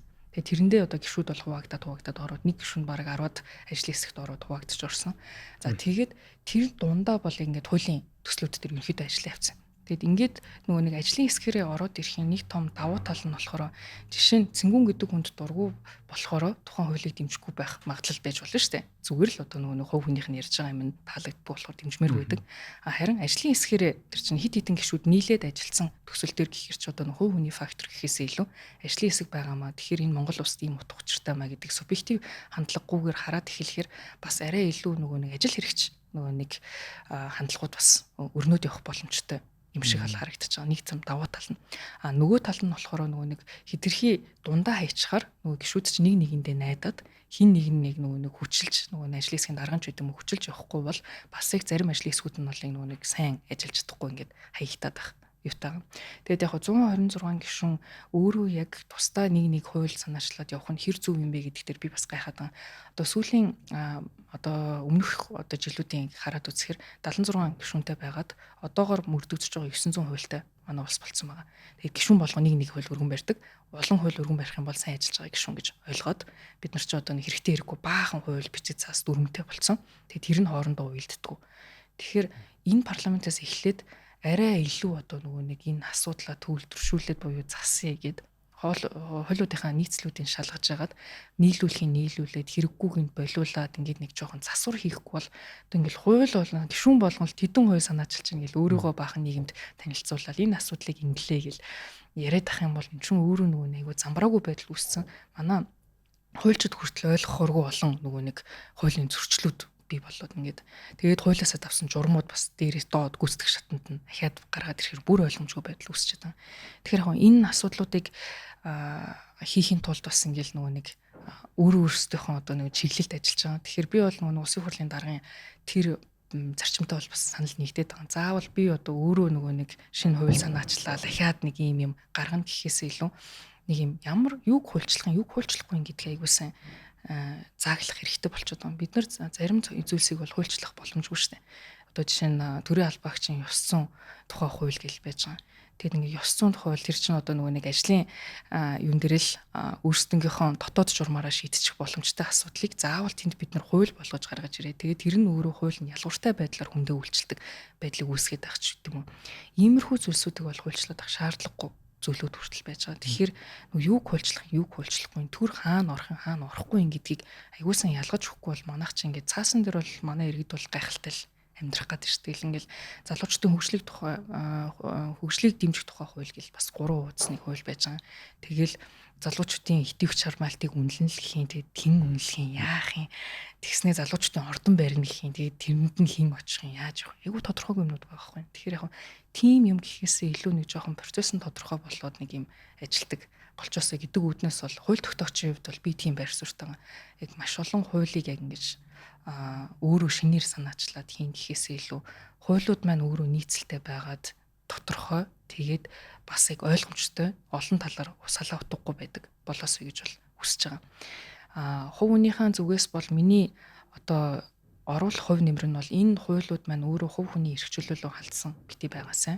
Бизнес эрхлэгч нар руу даралсан бити байгаасай. Тэгээд ер нь энэ арчлаа хамгаалсан байгаасай гэдэг дээр л миний одоо өгөх гол нөгөө нэг суур зарчмын тэр байх юм байна. Тэгэхээр тэр зарчим дээрээ үндэслээд одоо тэр зарчмуудын эсрэг байгаад байгаа халтаа байгаад байгаа зүйлүүд дээр бол ажиллаж хагаад үндслүүдийн өгч байгаад энэ асуудлуудыг одоо өөрчлөх талд нь зохисдог байл гэж бодож байгаа. За болголоо дэлгэрэнгүй нэлээд дэлгэрэнгүй хариулт авчлаа. Түрүүн би нэг асуулт дээр бүрэн хариулт авчаад хоёул эрчим хүчний реформ руу орё гэж бодож байна. Нэлээд том сэдв хүлээж байгаа учраас. Гандумар даргатай холбоотой асуудал яригдсан. За ямар ч сан хариуцлага бол хүлээх юм байна да. Тэр нь дарга солих үг нь бол танай дотоодын хурлуудаар ингэ шийдэгдэх явах юм байна. За нэг юм хүн байгаад байгаа танай дээр цогор дээлтэй хүн. Тэгэхээр нэлээд энэ хүн бол 2 намд хоёуланд нь хүчтэй юм шиг байна. Энэ үнэхээр хий хоосон айдас байгаад байд юм уу? Үнэхээр Баттулга гэдэг хүнтэй энэ холбоотой эрх мэдэл үнэхээр аль аль намдаа хүчтэй байгаад байна. Тэр Баттулга гэдэг хүн үнэхээр хүчтэй нөлөө үзүүлээд байгаа бол одоо та нар шиг залуу хүчин ингээд нам дотроо бас хүч төрөн орж ирж шít залуучууд. Тэгэхээр Баттулга гэдэг хүнээсээ салах боломжоор нь арчилсан намд байна уу? Дараагийн 2028 оны сонгуулиас өмнө. Миний харж байгаагаар нөгөө Баттулга гэдэг хувь хүн гэхээсээ илүү нөгөө нэг үзэл санааны маш том зөрчилтөн манай нам дотор бий болсон. Тэгээ тэр хүний одоо хувь хүнээсээ илүү тэр үзэл санааны том зөрчилтөөний одоо символ нь Баттулга гэж одоо Женко гэж бид нар нэрлэдэг, Моё гэж нэрлэдэг одоо ийм юу болчиход байна л та. Талцал өөрөө бий болчиход байна л та. Тэгээд энэ маань өөрөө юун дээр илэрхий гарч ирдэг вэ гэхээр ингээд одоо бүх Монголын одоо уул уурхайн төслүүд хөдлөх болоод ирэнгүүт хятадууд орж ирээд манайхыг эзлэгч байна. Тэгэхээр бид нар одоо хятад руу бүх юмаа зараад дуусгаж байна. Бид нар байгаль орчин одоо Монгол өв соёл бүх юмаа байхгүй болгож байна. Тэгэхэд Монгол улсыг одоо дэлхийдээ холбох ямар нэгэн том гэрээ хийсэн хүмүүсийг бүгдэн энэ хятадын ирлиз гэдгээр нь дуудаал одоо байхгүй болгосон. Тэрнээс нь болоод улс төрчид нь айгаад ямар нэгэн том төслүүдийг ярихаа болчихсон. Тэгээ нэг юм байна л та. Тэгээд Женко Баттулга гэдэг хүн хүчтэй юу гэдэг тэр асуудал дээр бол миний бодлоор яг энэ хүний ихтгэл үнэмшлийг бас хүчтэйгээр одоо нөгөө нэг дэмждэг хөрс байгаа. Одоо буюу манай нийт ард иргэдийн одоо ядуу буураа одоо амьдралтай ард иргэд маань бол энэ хүнийг бол чин сэтгэлээсээ дэмждэг гэдэгт би ч гэсэн итгэдэг. Яагаад гэвэл тэр хүмүүс ойлгохдохоор нь хэлээр ярьдаг. Тэр хүмүүс ойлгохдохоор одоо үзэл санааг бол түгээж чаддаг. Хамгийн гол асуудал нь болохоор бид нар хэрвээ энэ үзэл санаагаар яваад байх юм бол бид нар нөгөө нэг оюун санааны гэгдэх нийгмийн авч явж байгаа хэсгээ байхгүй болгоод явчихад байгаа. Тэгэд энэ нь өөрөө эдийн засгийн өсөлт гарч ирж чадахгүй Монгол улс дэлхийдээ холбогддог хамгийн том ихний суур одоо салбар бол яалтч уулуурхаа бид нар энийг өөрсдөө сольж чадахгүй. Тэгээ геополитикийн нөхцөл байдлаас болоод хамгийн том дэлхийн худалдан авахч өөрөө хятад байгаа тань. Тэгэхээр бид нар хятад руу юмаа зархаас өөр арга байхгүй. Тэгэхээр энэ нөгөө бодит байдлаа хүлэмж зөвшөөрөхгүйгээс болоод бид нар магадгүй 13 дугаар зуунд амьдарч исэн шигээ одоо амьдарч иж болно. Яг одоо нэм националист байдлаар хандаад яг л одоо хил мал гуравтайгаа байхад болно гэдэг байдлаар хандаж болно. Гэтэл эний чинь хүлээн зөвшөөрөхгүй дэлхийдээ холбогдъё бид нар ч гэсэн дэлхийд өрсөлдөх хэмжээнд гарч чадна гэдэг хүсэл тэмүүлэлтэй байгаа залуучууд чинь өөрөө тэрийг эсэргүүцэж байгаа учраас гадагшаа гараа явчихад байна. Тэгэд энэ хүмүүс маань уг нь бол манай нийгмийг босгож ирээд чадaltaй болгоод манай улсыг одоо том хөгжлийг бий болгох хэрэгтэй байсан хүмүүсээ бид нар нөгөө нэг дэмжихгүй байгаад ахэр чинь нөгөө нэг улсын хөгжил гэдэг зүйл хойшин татагтаад байгаа. Тэгэхээр магадгүй ингээд нөгөө нэг улс төрчнөрийн хувьд бол мэдээж хэрэг нөгөө төлөөллийн арчлаар сонгогдож байгаа юм чинь бид нар иргэдтэй таалагдах зүйл ярих хэрэгтэй баг. Тэгэд дийлэх масс маань бол тэр зүйлсүүдтэй айгу дуртай байна. Гоё санагдана. Яг ярихаар бол уулуурхаа хэрэггүй муухай гэдэг ч үт юм уу. Тийм үгнүүдийг хилээд явбал гоё санагдах. Эсвэл жижиг дунд үйлдвэрлэлээ бид нөр хөгжүүлээд явж болно гэд. Мэдээж хэрэг тийм хөгжүүлэх ёстой. Гэхдээ уулуурхаа гүүгээр бид нар өөрсдөө орлого олж чадахгүй бол өнөөдрийн нөхцөлд байж байна. Тэгэхээр хариуцлагатай уулуурхаг явуулах ёстой, том төслүүдэд хийх ёстой гэдэг бодит үнэн байгаа. Тэгэд энэ нэг сүрж зогсож чадах одоо зориг гаргах шаардлага улс төрчид маань байгаа гэж бодож байгаа. Тэгээд ардчсан намын хувьд бол бид нар ч одоо баруун төвийн нам буюу чөлөөт зах зээлийг дэмждэг, дээрээс нь бизнесүүдэд дэмжинэ гэд ингээд ярьчихдээ гадны хөрөнгө оруулалтыг манай нам дэмждэг нам. Ягаад тэгэхээр гадны хөрөнгө оруулалт байж ич манай улс хөгжинэ. Ерөөсөө дэлхий дээр бүгд гадны хөрөнгө оруулалтыг булаалцж байгаа шүү дээ. Улсууд бол яль нь таатай орчин үүсэх үү, бизнесийн таатай орчин үүсгэж яаж гаднаас хөрөнгө мөнгө татаж авчрах уу гэд. Ягаад гэвэл тэр мөнгө чинь манай л эдийн засаг дотор эргэлдэх учраас энэ ч мал цаашаа алга болохгүй шүү дээ. Тэр утгаараа бол бид нар одоо ардчилсан намын хувьд бол үзэл санаагаараа энэ үрөө ялгарх хэвээр. Тэгэд манай намынхан бас айдаг зүйл нь болохоор бид нар одоо масс дэмжлэг, хатуу дэмжигч нараа алдчих юм бол бид нар сонгуульд ялагдана гэдгээс бол айгаад байдаг. Тэр ч утгаараа бас энэ нэг талцал нь хитрхи удаан яваад манай намыг нэгдэлгүй болгож харагдуулдаг байсан. Гэхдээ одоо байж байгаа зүйлийг харахад бол ямар ч байсан бид нар нэг үндсэн дүрм хөтөлбөрийн хүрээнд нэг за баруун төвийн нам юм аа. За бид нар бол халамж суурьтай биш хөдөлмөр суурьтай нам юм. Тэгэхээр хүн хөдөлмөрснийхээ хэрээр ашиг орлоготой амьдарч болдог ийм нийгмийг зохицлоо. Тэгэхээр хувь хүн өөрийнхөө эрх чөлөөнд тулгуурлаад юу хүссэн тэр ажил хөдөлмөрлөө төрөөс хамааралгүйгээр хийж авдаг. Тэрийг л бий болгон тэрний төлөө байна гэд ирэхээр энэ зөрчил үзэл санааны зүйл маань бол өөрөө одоо багасаад явах бах. Мэдээж хэрэг тэр хүмүүсийг одоо буруу гэж байгаа юм биш. Тэр нь болохоор магадгүй өөр нам байгуулад явж болно. Үзэл санаагаараа өөрсдөө нэгдээд явж болно. Гэхдээ ардчилсан нам бол өөрөө баруун төвийн нам гэдэг бол зарлчихсан нам байна. Тэгэхээр энэ намын үзэл санаанд бол таарахгүй л гэдэг байр суурьтай байна. Тэгээд энэ ч гэсэн тодорхойлох гэж бодож байгаа. Тэгэхдээ л одоо зүүн төвийн үзэл баримталтай нам шиг л ажиллаад байна шүү дээ. Тийм тэгээд яг хаа гарч байгаа бодлогууд нь одоо сая засагт ороод ажиллахад хүртэл танай намын сонгогдсон сайднараас хүртэл ер нь зүүн төвийн үзэл баримталтай өгнүүд унж जैन тий. Тэгээд яг одоо өөрөө чи ярьж байгаа зүйл нам дотор хэрэгжихгүй байна гэхээр тэр зүүн төвийн үзэл баримталтай тэр одоо уулуурхайг эсэргүүцдэг гадны хөрөнгө оруулагч нарыг эсэргүүцдэг хэтэрхий үнцэрхэг үзэлтэй хүмүүс бол дийлэнх олонх байгаа учраас энэ асуудал улам гүнзгийрх юм шүү. Тэгээ яг үндэсрэх үзэл нь бас яг зүүнийх ч бол бас биш л ахал та магадгүй хит баруун байж магадгүй бах. Тэгээд яг нэг манад чинь фашистаас нь эхлээд юу нэ гэдэг шиг манай нам дотор л оршсон намаар бүлдэг маш олон үзэл баримталтай хүмүүс байгаа юм л да. 5 намын нэгдэл гэдэг утгаараа бүгд байгаа манай дотор. Тэгээд яг цаг хугацаа хэрэгтэй юм байна гэж харж байгаа. Тэгээд тодорхой байдал бас хэрэгтэй баг. Ерөнхийдөө бол энийгээ дүрмэн дээр аягуулсан ойлгуулад тэгээ манайх ч өмчхүү нам гэдэг нь бас харагдчихж байгаа. Саяхан сонгуулийн ерхий орооноос бас нэг судалгаа гаргацсан байсан. Монгол ардын нам чинь 32 тэрбумын өмчтэй. Монгол ардчилсан нам дээр нэг тэрбум байсан уу юу? Байгаа байхгүй. Тэгэхээр манайх ч намын байргүй. Тэгээд намын байргүй гэхээр ч тогтвортой үйл ажиллагаа бас явуулж чаддаггүй. Тэгээ манай намын одоо нэг санхүүжилтийн үйл ажиллагаа нь бол дандаа гишүүдийн хандвар явдаг. Гишүүдийн татвар болон хандвар ингэ явж идэг ийм нам байна. Тэгэхээр монголчуудын үүсгэн байгуулсан маш органик нам гэдэг нь бол харагдаж байгаа юм л да. Дотор алаантай ч гэсэн ямар ч байсан нэг өөрсдөө ингэж аваад явдаг. Тэгээд одоо энэ улс төрийн тухайн одоо хуулийн нэг том өөрчлөлт нь болохоор улсын төсвөөс намууд авсан саналынхаа хэмжээгээр одоо харилцсан санхүүждэг болоод ирж байгаа. Тэгэхээр манай нам бас доктортой үйл ажиллагаа хийгээд зөвхөн сонгуулийн үеэр итгэвчж чаад тэгээ бусад үеэр нь алга болдог биш. Одоо нөгөөний жинхэнэ үзэл санааныхаа сургалтуудыг хийгээд ардчилсан намаас нэр дэвшиж байгаа юм бол хөөе чи чөлөөт эдийн засаг ойлгодог бай, хөөе чи хүний эрх ойлгодог бай гэдэг нэг ийм одоо одоо зүйлсүүдэл хийх хэрэгтэй л байгаа юм л да. Тэгээд яг процесс урт. Гэхдээ бас их гоё ажиллах гэж бодож байгаа би. Нэлийн сорилттой тий. За одоо хоёлаа хамгийн том сэдв рүү оръё.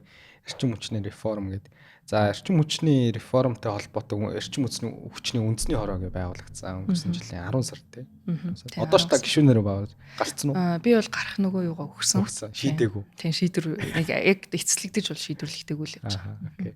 Тэгэхээр энэ хороо маань одоо 9 гишүүнтэй.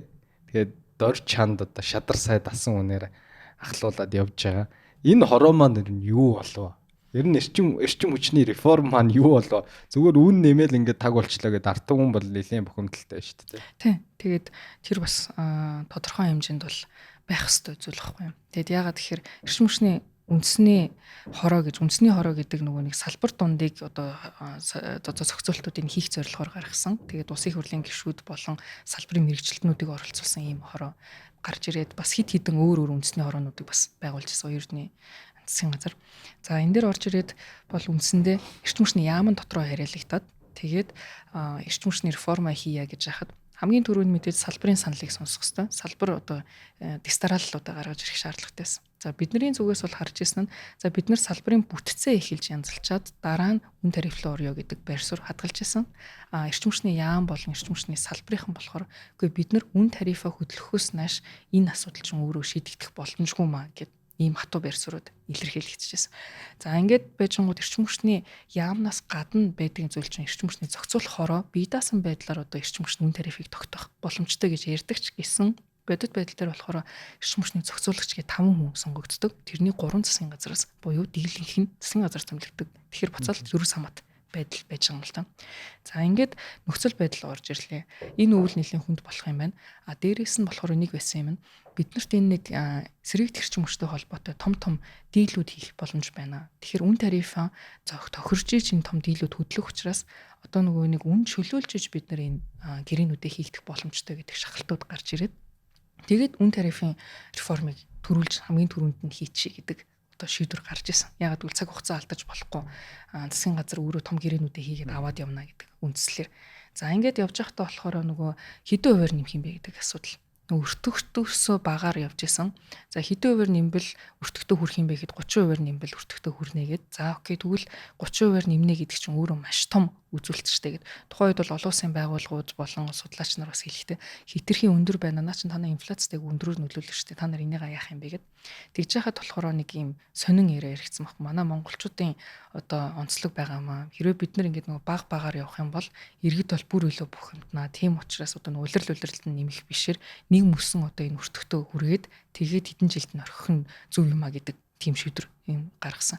Миний хувь хүний байр суурь бол бид нар gradually буюу одоо ингээд нөгөө нэг багаар үе шаттайгаар нэмэгдүүлээд явах хэрэгтэй. Яг гэвэл хитрхи олон жил энэ хүмүүс төрийнхэн өөрсдөө барьсан байсан зовлонгоо гив гинэт нэг айлын одоо юун дээр ачаал дээр шууд 30% нэмнэ гэдэг чинь өөрөө хитрхи өндөр гарч ирж штэ гэдэг байр суурь байсан. Гэхдээ тэгээд яг шийдвэр би ч одоо засгийн газрын гишүүн биш болохоор одоо ингээд шийдвэр ингээд гараа явсан. Тэгээд нэгдээ шийдвэр гараа явж байхад бол хамгаалах хэрэг бол гарсан. Тэгэхэд нөгөө нэг гал ирэхэд бол хүн болгон л өөрийгөө хамгаалал алга болдог юм билээ л дээ. Нөгөө нэг реформ дээр орж исэн гишүүд чинь бол ярьслах ч өгөхгүй, тайлбарч өгөхгүй. Тэгээд нөгөө нэг зарлахтан ч баг ярихгүйгээр ингээд алга болчихсон. Тэгээд би болохоор хин нэгэн зүйлээс гарах ёстой л гэж бодсон. Тэн дээр ингээд үгүй би ингэж бодож ирсэн маа тэгсэн чинь юм болсон юм аа гэл нэг олон юм яриад байхыг үсээгөө. Тэгээд бодит үнэн нь бол юм байгаа. Одоо тэгэл ямар нэгэн байдлаар үйлдэл хийх нь чухал байгаа учраас үйлдэлээ аваад явах хэрэгтэй. Тэгэхээр ингээд тайлбарлах хэрэгтэй байх юм бол одоо ингээд тайлбарлаад явъя гэл. Тэгэл одоо нөгөө нэг нийгэмд нэлээд ганцхан цэнгүүн гэдэг шун гарч ирэл үн тариф нэмэх чадамжтай юм шигээр хүмүүс бас ойлголоо шүү дээ. Одоо цэнгүүн нэмжлээ гэд. Тэгээд тийх боломж байхгүй шүү дээ. Их хурлын гишүүнд. Гэхдээ тийм мэтэр бол авч явсан. Энийний хүрээнд бол нэг 550 тэрбум бол сүүлийн одоо 1 жил хуримтлагдлаа. Эрчим хүчний салбарт бол одоо нэг алдагдлаас. Тэгэхээр бол иргэд болон аж ахуйн нэгжүүдүүд бол одоо юугаа хүлээсэн. Одоо үүргээ бол нуруунд дээр ачаан дээр бол ачаал авсан. За тэгээд салбарын одоо энэ тэгвэл одоо хаана одоо орсон юм бэ? Тэр мөнгө чи одоо юу л орчих вэ гэдэг. Тэгээ бид нар чинь нөгөө нэг эрчим хүчний үн тарифыг нэмэгч байхдаа баахан одоо дэлбэрч байгаа хуучирсан цахилгаан станцуудаа харуулж байгаа л үгүй одоо ийм хүнд байдалд орчууд энэ бүгдээрээ нэмэх ёстой маа гэлэн гэсэн. Гэтэл сая маш харамсалтай, маш том осол цахилгаан станц 3 дээр гарлаа. Хүний амь эрсдлээ. Тэгвэл 10 сарын хугацаанд юу хийжсэн бэ гэдэг асуулт зайлшгүй гарч ирнэ.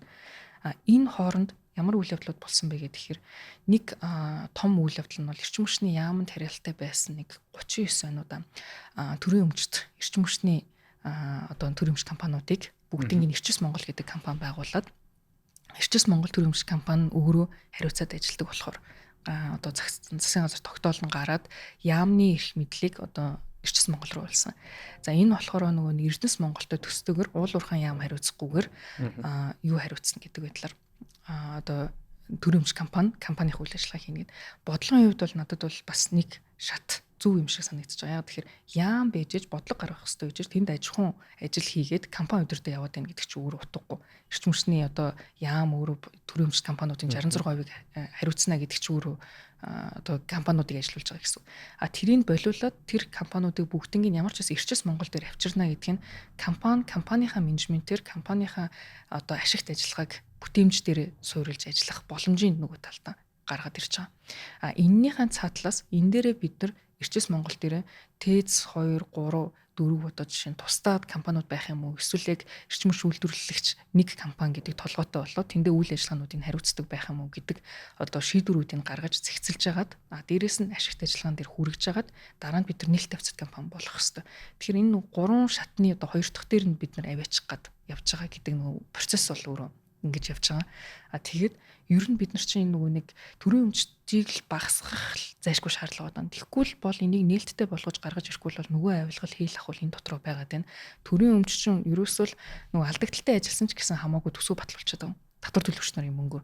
Тэгэхээр бид нар тийм байхгүй тулд энэ чинь нөгөө нэг менежментийн сайжруулалт ашиг болж болдог болгох зайлшгүй шаардлагатай. Тэгэхээр чин багнуур хувьцат компани гэж гарч исэн хүмүүс ингээл нээлттэй хувьцат компани гэж ярьдаг ч гэсэн алдагдaltaй ажилтдаг компани хувьцаа хинч авахгүй. Тэгэхээр энэ ч өөр ашигтай ажилтдаг бас. Ашигтай ажилтдаг байхын тулд үн чөлөөлөх хэрэгтэй.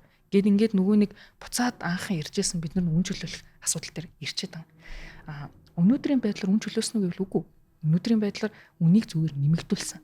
Энэ дээр бол бид нөгөө явах хэвээр үн өөрөө хөвгч зүйл юм а гэдэг асуудлыг бид нар одоо хүртэл хэрэгжүүлж чадаагүй байж байгаа. Дулааны үн тарифч гэсэн одоо хүртэл алдагдaltaй хэвээрээ томоор явжлаа.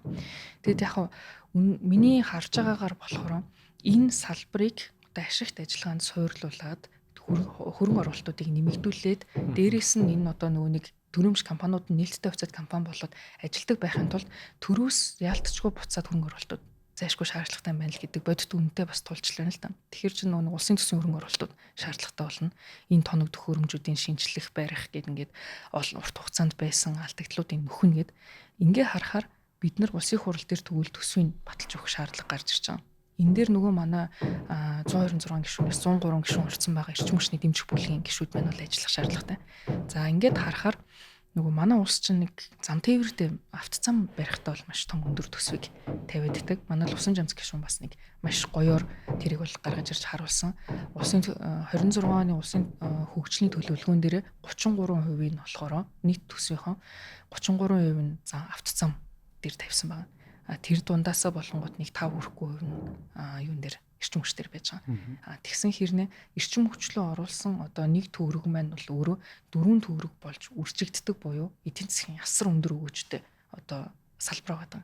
Тэгэхээр бид нар аль илүү одоо нөгөө нэг хурдтайгаар өөрийнхөө одоо нөгөө нэг өртгийг нөхөж чадах тэр төслүүдэд хурдтай хийх юм бол манай улсын төсөв дээр эн чинь өөрөө тэр болохгүйгээр дараагийн жилүүдтэй буцаагаад нөгөө нэг бүтээмжээ сайжруулад явчих боломж нь гаргаж ирнэ. Тэгэхээр одоо харагдаж байгаа зүйл бол улсын төсвийн хөрөнгө оруулалтыг бид нэр эрчим хүчлөө зайлшгүй тавиулах хэрэгтэй байдаг. Тэгэхгүй бол нөгөө нэг хитрхи онгорхой хоосон байсан сав учраас бид нар үн чөлөөлөлт гээд иргэдээсээ одоо нөгөө нэг цахилгааны тарифыг нэмсэн ч гэсэн энэ маань бол өөрөө ингээд нөгөө нэг хоосон савлаа орж байгаа юм шиг алга болсон.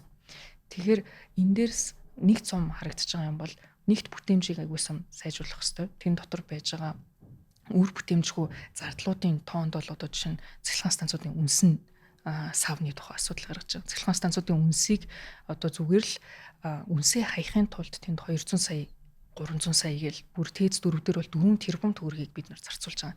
Гэхдээ бусад улс орнууд дээр бол энэ үнсийг ашиглаад замын чигжээс ч юм уу эсвэл бетонд ч юм уу ашиглаад ингээ оруулаад одоо мөнгө үйлдвэрлэж болдог. Тэгэхээр тэр ашигт ажиллагаануудыг хийхгүй энэ төрөмж компаниуд чинь яваад байна гэдэг чинь тэр хүмүүс инновац сонирхгүй байна. Тэр хүмүүс сайжрыг гэж бодохгүй байна. Тэрийг ингээд ашигтай ажилуулъя гэдэг одоо хүсэлт нь бусад хүмүүст бол одоо очиод гардггүй мэн. Ягаад тэгэхээр хүсэлт төрөө юмш компани юм чи одоо яамлууга саналуудаа өгсөн байгаа. Яамаасаа тэрийг сангийн яамлуу явуулсан байна. Гэтэл сангийн яам дээр очихдоо болохоор энийг ач холбогдолтой төсөл биш юм байна гэл ингээл унцдаг. Тэгэхээр чин энэ өөрөө нөөний тогтолцооны хувьд энэ салбарыг бид нар хитрхи тоохгүй удаан хайсныг л бас зовлон харагдаад байгаа юм л та. За над ч өстө маш том мэдээлэл явж байна. Тэгээд одоо яг би хаанаас нь ингэж хатгаж одоо асуух вэ? Бүр ингэ толгой эргээд байж. За эхлээд ямар ч сан 550 тэрбумаас эхлэе. За өн нэмсэн. Тэгээд 550 тэрбум цугларчаад байдаг. Гэтэл тэр мөнгө нь хаашаа одоо өнгөрсөн хугацаанд орсон ингээ мэддэхгүй эхнээсээ одоо ингээд том ослууд гараад явж байна. Тэгэхээр энэ мөнгө өөрөө үр дүнгуу зарцуулаад байна гэсэн үг юм уу? Үгүй үр дүнгуудээ бол биш. Яалтчгүй гарах ёстой байсан зардлууд руу орцсон байгаа. Тэгээд хангалттай биш байгаа гэдэг л хамгийн том аюул байгаа юм л да. Тэгээд нэг зүйл харахад болохоор бид нар чинь одоо тайлангийн авах юм бол 200-аад тэрбум нь болохоор ажилчдын цалин үйлсний нэмэгдэл буюу 23-аас 25 оны хооронд буюу өмнө нь ажилчдын цалинг нэмсэн байсан.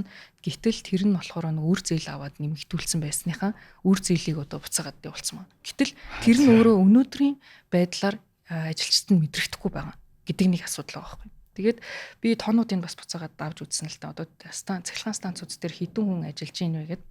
Тэгэхэд ингээл юун дээр бол ТЭЗ 3 дээр бол чинь 1000-аад хүн ажиллаж байгаа. Тэрний 300 л ГИТА буюу инженер техникийн ажилчид бусд нь болохоор өөр үйл ажиллагаан дээр ажиллаж байгаа. Тэгэд энэ салбар руу чинь нөгөө нэг маш олон одоо захиргаан дээрийн жишээ нь маш дангахгар бүтцийг бий болгоцсон. Юу хийдэл нь үл ойлгогдсон. Маш олон одоо шахааны хүмүүсүүд ажилд ороод байгаад байгаа. Тэгэхээр чинь өөрөө нөгөө үр өгөөжгүй зардлыг бий болгоод байгаа юм л та. Тэгээ энийг чинь бид нар одоо бас буцаагаад байхгүй болох хэрэгтэй. Яалтчгүй яг тэр нөгөө техник дээр ажиллаж байгаа хүмүүсүүд нь бол бага цалинтай, дээрээс нь хөдөлмөрийн асар хүнд нөхцөл байдалд ажиллаад байдаг. Тэгсэн хэрнээ станц нь өөрөө маш том олон хүнтэй юм шиг харагдаад байдаг. Ажлыг нугалдаг хэдхэн хүн байгаад байдаг. Нэг ийм маш хүндрэлтэй байдал үүсчээд байгаа юм л та. Тэгэд буцаагаад нөгөө нэг хин нэгэн очиод наадха болооч өөр болгооч гэхээр эрчим хүчний салбарыг та нар ойлгохгүй, та нар мэдэхгүй гэдэг нэг хариултаар нөгөө нэг булцаар болоод байхгүй болгочтой. Тэгэхээр нөгөө эрчим хүчний реформыг бид нар бас амжилттай явуулахын тулд нэг харах юм нөгөө салбарынхантайгаа эхлээд маш сайн уулзах ёстой юм шиг санагдаад байна. Ер нь аль ч салбар дээр Тэмүүжин гишүүн нөгөө сайд байхдаа хуульцсан салбарын реформ хийх гэж нэг оролдож исэн. Тэгж яхтаа болохоор шууд одоо цагдаагийн мөрдөсийг одоо өөрчлөлт эхэлсэн шүү дээ. Одоо цагдаа нар маань бол иргэндээ үйлчлдэг байх хэвээр, иргэнд үйлчлдэг байх хэвээр. Гээл те.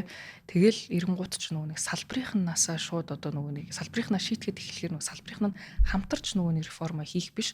Нөгөө сайтынхаа эсрэг ажиллаад эхэлдэг. Тэр бодлогын эсрэг яваад тэгээд Тэмүүжин гишүүний одоо эхлүүлжсэн тэр том хуульзан салбарын реформ өөрөө тэр бус төрчтэй хамт зогсож байсан.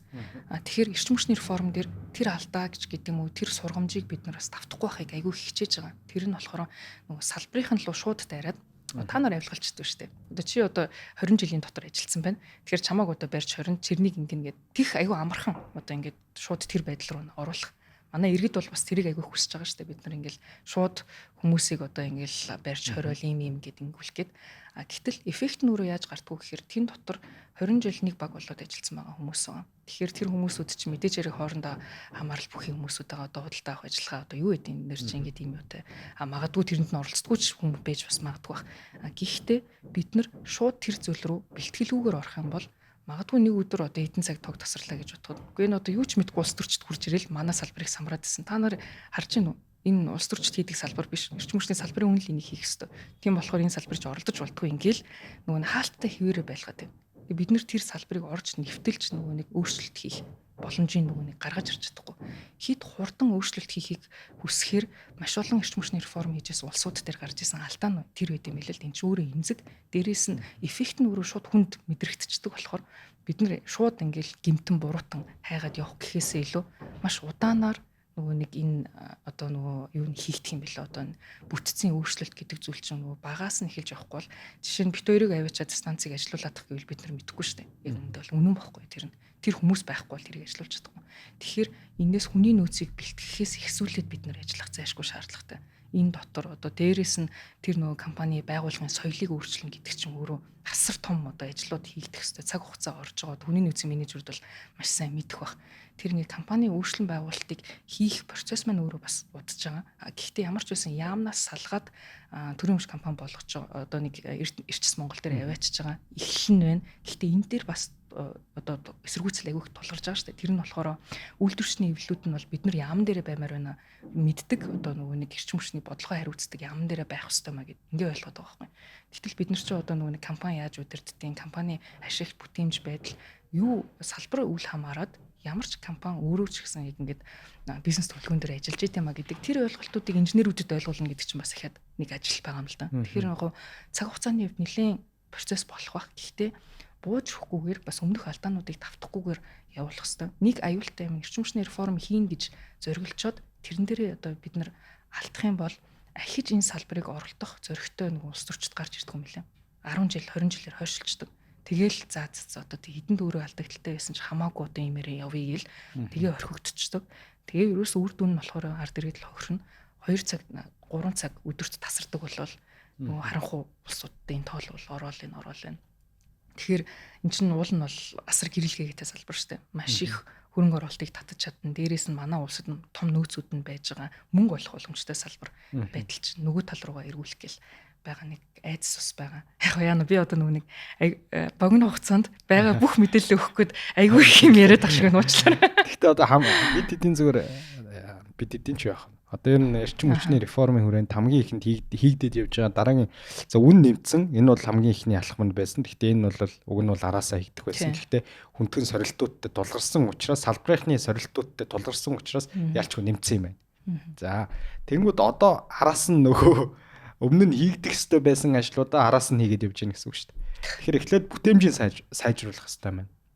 Төрийн өмчид маш олон компаниуд байгаа. Тэгэхээр үнэхээр энэ Эрчс Монгол гэдэг энэ компани энэ болгоныг хариуцаад үнэхээр хийж чадах өөрөө Эрчс Монгол өөрөө тийм хүний нөөцийн чадамжтай компани мөн үү? Одоо төнгөж байгуулагдаж байгаа. Тэгээд амар төвшин захирал бол томилогдоод одоо ажиллаж байгаа шүү дээ. Тэгээд одоо тэр хүний ур чадварыг л одоо харах л. Тэнгүүд эргээд нөгөө яг салбарынхны хэлээд байгаа үйлдвэрчний эвлэлийнхний хэлээд байгаа ч үгүй юм. Одоо над амар төвшин гэдэг хүн за одоо тэр чинь ингээ бүтээн сайжруулна гэж одоо баг төрийн өмчийн компани болгон дээр ийм нэг менежер тавина гэж ярьж байсан. За магадгүй дахиад тэр чинь нам дагсан л томилгоо хийнэ ойлгомжтой. Очингуудаа яг тэр инженер техникийн ажилчдын хэлээд байгаа зовлон үнэхээр эрчим хүчний салбарынхны хэлээр нь ойлгоод яг таадын нүүрсэн дээр үнсэн дээр ийм их мөнгө зараад байдаг чинь шалтгааны юм биш тэгээд ажиллаж чадах уу? Харин тэ одоо бид нар тэр асуудлыг давхал өстой. Би бол чадаасаа гэж хүсэж байна. Ягаад гэхээр өөрчлөлт гарах ёстой учраас. Тэгээд харуулмаар байна. Тэгээд яг хуу мэдээж хэрэг нэг пуужингийн технологи бас биш шүү дээ. Ерөн зүгээр аль ч салбарын бусад улсуудад ч гэсэн ажиллаад яваад болоод тэг нээлттэй хувьцаат компани хэлбэрээр ашигтай ажиллаж чаддаг компаниуд ягаад манай Монгол улсад болохоор зайлшгүй төрийн өмчт байгаа заавал алдагдaltaй ажиллах хэрэгтэй байгаа юм. Бусад улсууд чадаад хахад бид нар ягаад энийг заавал тэр хуучнаар нь байлгах хэрэгтэй юм. Тэгвэл чаддаг хүмүүсүүдийг навчирч хагаад заалгаж хагаад тэрийг буцаагаад тэр нэг ашигтай ажиллаж чаддаг аюулгүй одоо ажиллаж чаддаг тийм юмд нь хүргэе л да. Тэгэхээр ямар ч үсэн өөрчлөлт гарах л ёстой. Бид нар ингээд нэг юм өөрчлөлтөөс айдаг хүмүүс болчиход шүү дээ. Алдаанаас айдаг хүмүүс болчиход байна. Мэдээж хэрэг цаг хугацаа орох бах, алдаа дутагдлууд гарах бах. Гэхдээ ингээд тархан байж байгаад нэг турдсан шүү дээ хүн ингээд. Тэгэхэд бол хүн татгалзах одоо идэх дурвслээсээ татгалзах хэрэгтэй болно. Хөдөлгөөн хийж хөлсөө гаргана. Зовн энэ чинь одоо нэг хүндрэлтэй л байна шүү дээ. Гэхдээ тэгжээж хүн ирүүлжин гэдэг асуудал байгаа байхгүй. Тэгэхээр аливаа нэг өөрчлөлт хийхин тулд зайлшгүй одоо нэг өвдөлт бол гэд би гараалгаа юм л да. Тэгээд би энийг ярихаар нөгөө хүмүүс чи ард иргэдэд өвдөлт мэдрүүлнэ гэсэн хүн ингээл хүмүүс уурлаад байдаг байхгүй юу.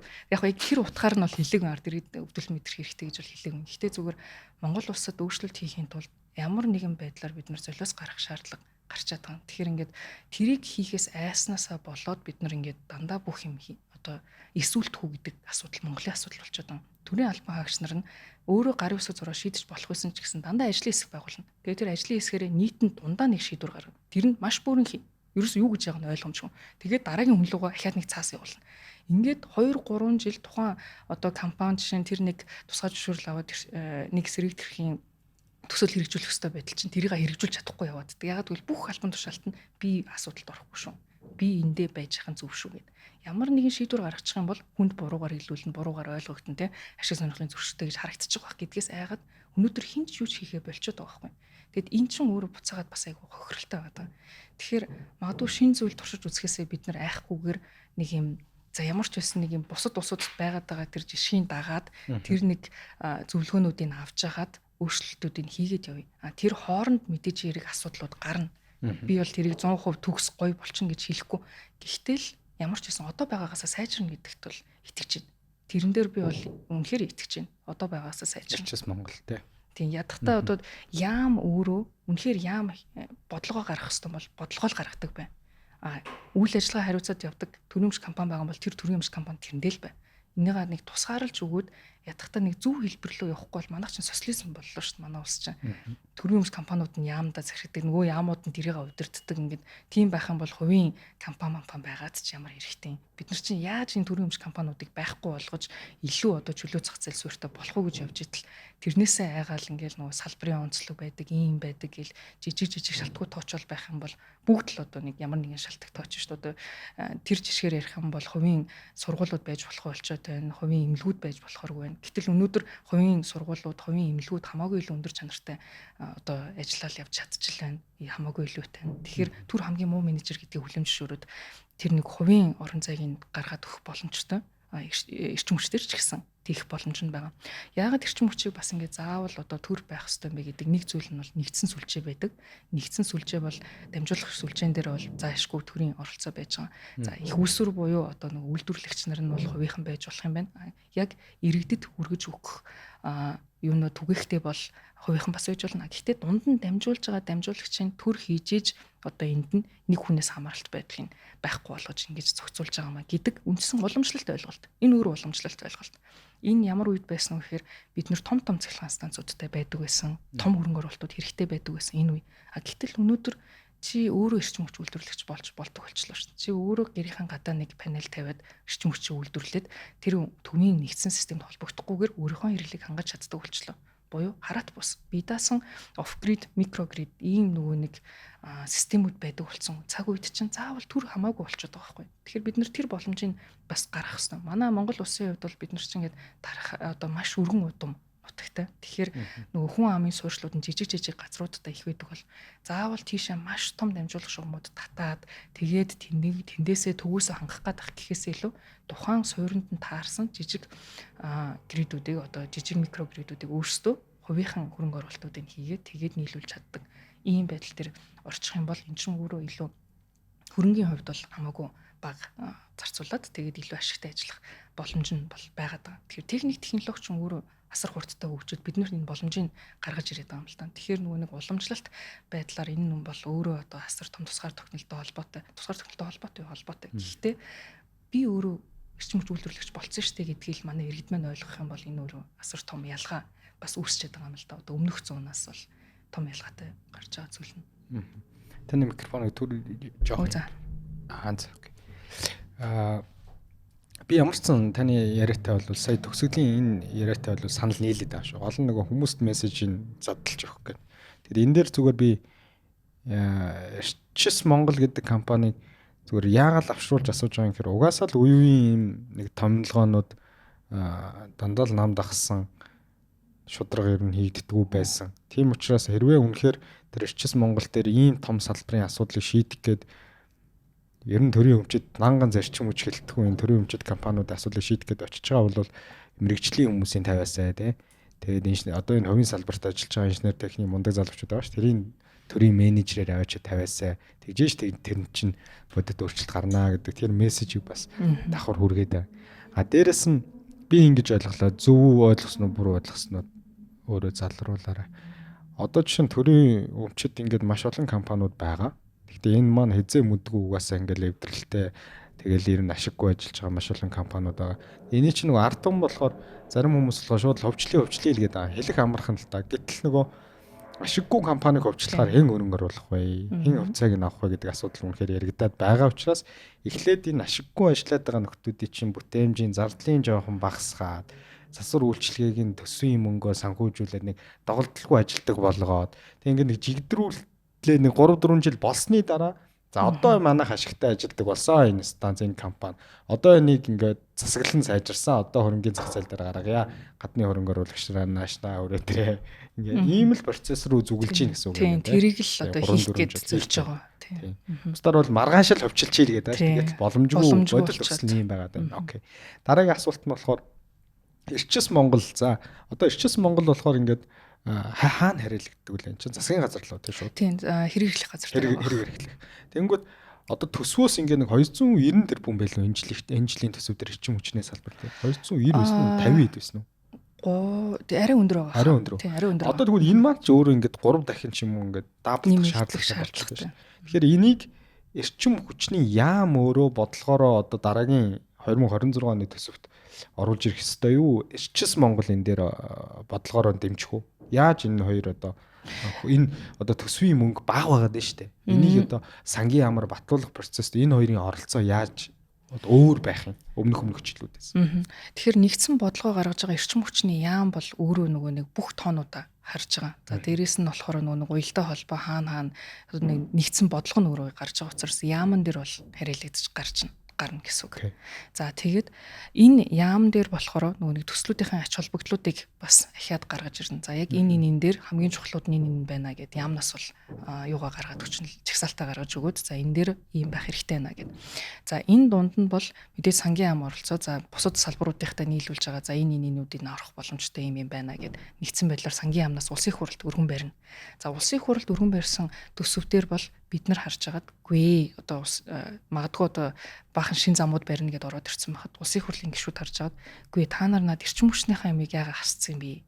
Эрчим хүчтэр чинь илүү тавигдах хэвээр ийм бусад хасагдсан зүйлсүүд байна шүү дээ. Эдрийг та нар нэмж оруулаач гэгээд улсын хурлын гишүүд саналыг оруулж агаад энийг ахиад өөрчлөх боломж нь улсын хурлд байгаа гэсэн.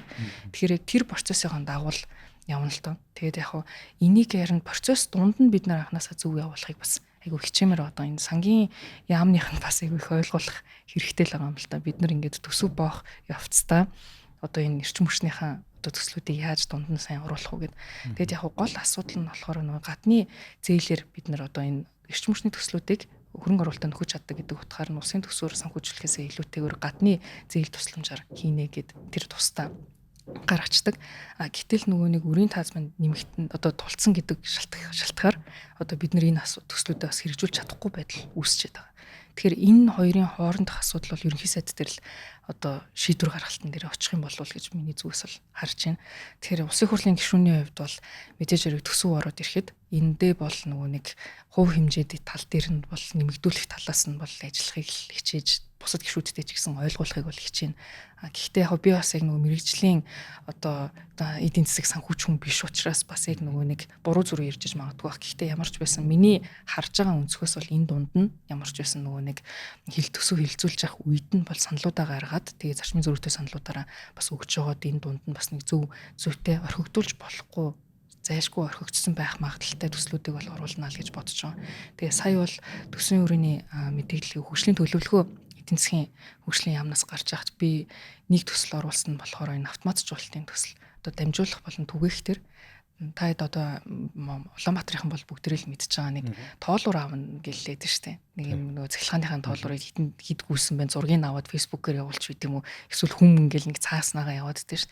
Тэгээ Улаанбаатар цахилгаан түгээх төр 2000 хүн ажиллаж байгаа байхгүй. Энийг бид нар одоо нөгөө нэг автомат болгоход сенсор зүйлчих юм бол хүн явах шаардлагагүйгээр энэ тоонууд чинь өөрөө цуглардаг болоод ирэх боломжтой одоо айгүй л энгийн л зүйлтэй. Тэгээд тэрүүгээрээ бид нар асар их мөнгийг одоо хэмнэх боломж. Дээрээс нь бүтээмжийг сайжруулах боломжтой болчихно. 60 тэрбум төгрөгийг тэн дээр бол ингээд хэмнэлтүүдийг гаргаж жил болгон гаргаад явах боломж нь байгаа байхгүй. Тэгээд энэ төслийг хэрэгжүүлэх гэхээр сангийн яам дээр 3 жил дараалж өгсөн ч гэсэн ач холбогдолгүй гээл дандаа хойш нь хаягдаад орхигдсон. Гэтэл энийг хийчих юм бол энэ чинь буцаагаад мөнгө хэмнэх төсөл учраас энэ чинь бол төсөвдөр одоо ямар нэг ачаал болохгүйгээр харин ч дараа жилээс өгөж явчих ийм төслүүд бас явуулах хэрэгтэй маа гэдгээр бол сая хөгжлийн төлөвлөгөөнд бол оруулж өгсөн байгаа. Нэг иймэрхүү байдлуудаар явж байгаа. Гэхдээ мэдээж хэрэг бодлогын хэмжээнд цогцоор нь уг нь бол нэг шийдээд бид нар ингээд нөгөө асуудлуудынхаа жижигээр нь мэрэх биш. Үнэхээр эрчим хүчний реформ хийх гэж байгаа юм бол цогцоор нь бүх дамжуулахын асуудлуудаа шийдээд бүх түгээх одоо төрийн өмч компаниудаар байгаа асуудлуудаа шийдээд нэг ард нь гарчих юм бол эн чинь цаашаага босод бүх нөгөө нэг аж үйлдвэрүүд шүү дээ. Уул уурхаа гээд салбаруудаа чирээд авчих салбар учраас нэг том зоригтой хөдөлгчмөр санагдаад байгаа юм. Тэр бол ерөнхий сайдын хийх ажил байгаа юм л да. За яг төсөвдөр ингээд батлуулж чадна гэж бодъё. За өмнөх оноос одоо 2 дахин нэмэгдэж 3 дахин нэмэгдэж. Яг магадлал бага байна. Студийн эренблээ те. Тэгээ үнэхээр улсын их хурлын гишүүдийн яг эрчим хүчний салбараа бодож байгаа хүмүүс нь лоббигоо сайн хийгээд үнэхээр батлуулж чадах юм бол за орон дэрлэг мөнгө. Одоо тэр мөнгийг үнэхээр зөв зарцуулагдж байна уу? Ил тод байдал нь ямар байна? Төсвийн мөнгийг үнэхээр ингээ өрн таран хийчихвээ. Үнэхээр засвар үйлчилгээндээ үнэхээр тэр одоо зөв төсөл рүүгээ мөнгө нь орж ийнү гэдгийг Эрчим Монголын дахиад таних юм уу? Одоо тэрэн дээр нь хийн ажиллахын дараа нь Эрчим Монгол ажиллаж байгаа. Тэгээд улсын хурлд бол хяналт хийх бүрийн эрх нь бас байгаа. Тэгэхээр улсын хурлаас бол хяналтуудаа бол бид нар хийгээд явах боломж нь бол нөгөө талдаа байгаа. Нэг харагдаж байгаа юм болохоор энэ гүйцэтгэл асар муу удаан байгаа юм бол засгийн газар дээр бид нар нэг юм эсвэлтгүүлтэй л байгаа. Сайн нэг өмнө хэлсэн. Ерөөсөө шийдвэр гаргалтууд явж чадахгүй. Төсвөнд байсаар адилхан. Энэнд нэг юм дээр гарын үсэг зурчих юм бол асуудалд орчих واخ гэж бодоод одоо нөгөө нэг тендер зарлчаад тэр тендерийнхаа одоо нөгөө нэг хэрэгжилтээр нь явж чадах нэг юм чадамжгүй болчоод энэ чинь айгүй хүндрэлтэй болчиход байна шүү дээ. Нэг компаниг сонгон шалруулж авчих юм бол чи яшиг сонирхлын зөрчилтэй байсан гэл ахаал бүүн хэрүүлвэр бол болол ингээ шүүхтэлцэл ингэж явдаг нэг юм манад ажил гацдаг нэг сонин дүр зураг үүсэж илэн л та. Тэгээ энийг одоо яаж засах хэвтэй юм баа. Ямар ч байсан бид нар нэг энийг чөтгөрийн тойргоос гарах хэрэгцээ бол айгүй байгаад байна. Эрчим хүчний маш олон бэлэн төслүүд байгаа. Ер нь өнөөдрийг хүртэл явахгүй байгаа шалтгаан бас айгүй үл ойлгогдсон байгаа юм л та. Яамнаас асуухаар үгүй бид нар явуулж байгаа шүү дээ. Бид нар ямар ч асуудалгүй гэддэг. Аж ахуйн нэгжүүд нь болохоор үгүй тэр яам чинь бичгээ өгөхгүй ингэхгүй тэхгүй байгаад удаад байна шүү дээ гэдэг нэг юм асуудал ярьдаг. Тэгээд нөгөө нэг хоёулын хоёр талаасаа яриад үзэхээр хоёулын дээр нь асуудал байхгүй байгаа юм шиг нэг юм утгагүй байдалтай. Тэгсэн хэрнээ бодит амьдрал дээр ажил мэргэжээгөө нэг юм сонин процесс донд бид нар орчод байгаа. Тэгэхээр нөгөө процессыг ил тод шилэн хин дулмаа байна уу дорж байна уу ялгаагүй, гадны өрөнгө оруулагч байна уу дотоодын өрөнгө оруулагч байна уу ялгаагүй.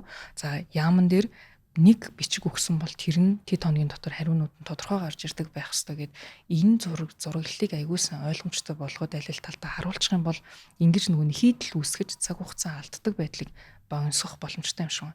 Тэгэд энэ барилга сая нөгөө нэг яам нь орон сууц барилгачлалтын яам гэж нэрлэв. Барилга хотын байгуулалтын яамыг нэг шинэ нэртэй болсон шүү дээ. Батсуур сайд ажилласан. Эндээ нэг том хийсэн юм болохоор лайсенс цэг юм байна гэдэг тусгай зөвшөөрлийг ерөөсөө автоматар юу адаг болох юм. Заавал яаман дээр ирэхгүйгээр онлайнаар бичиг баримтынхаа бүрдүүлбэрийг хийгээд онлайнаар авдаг боломжтой болгож байгаа.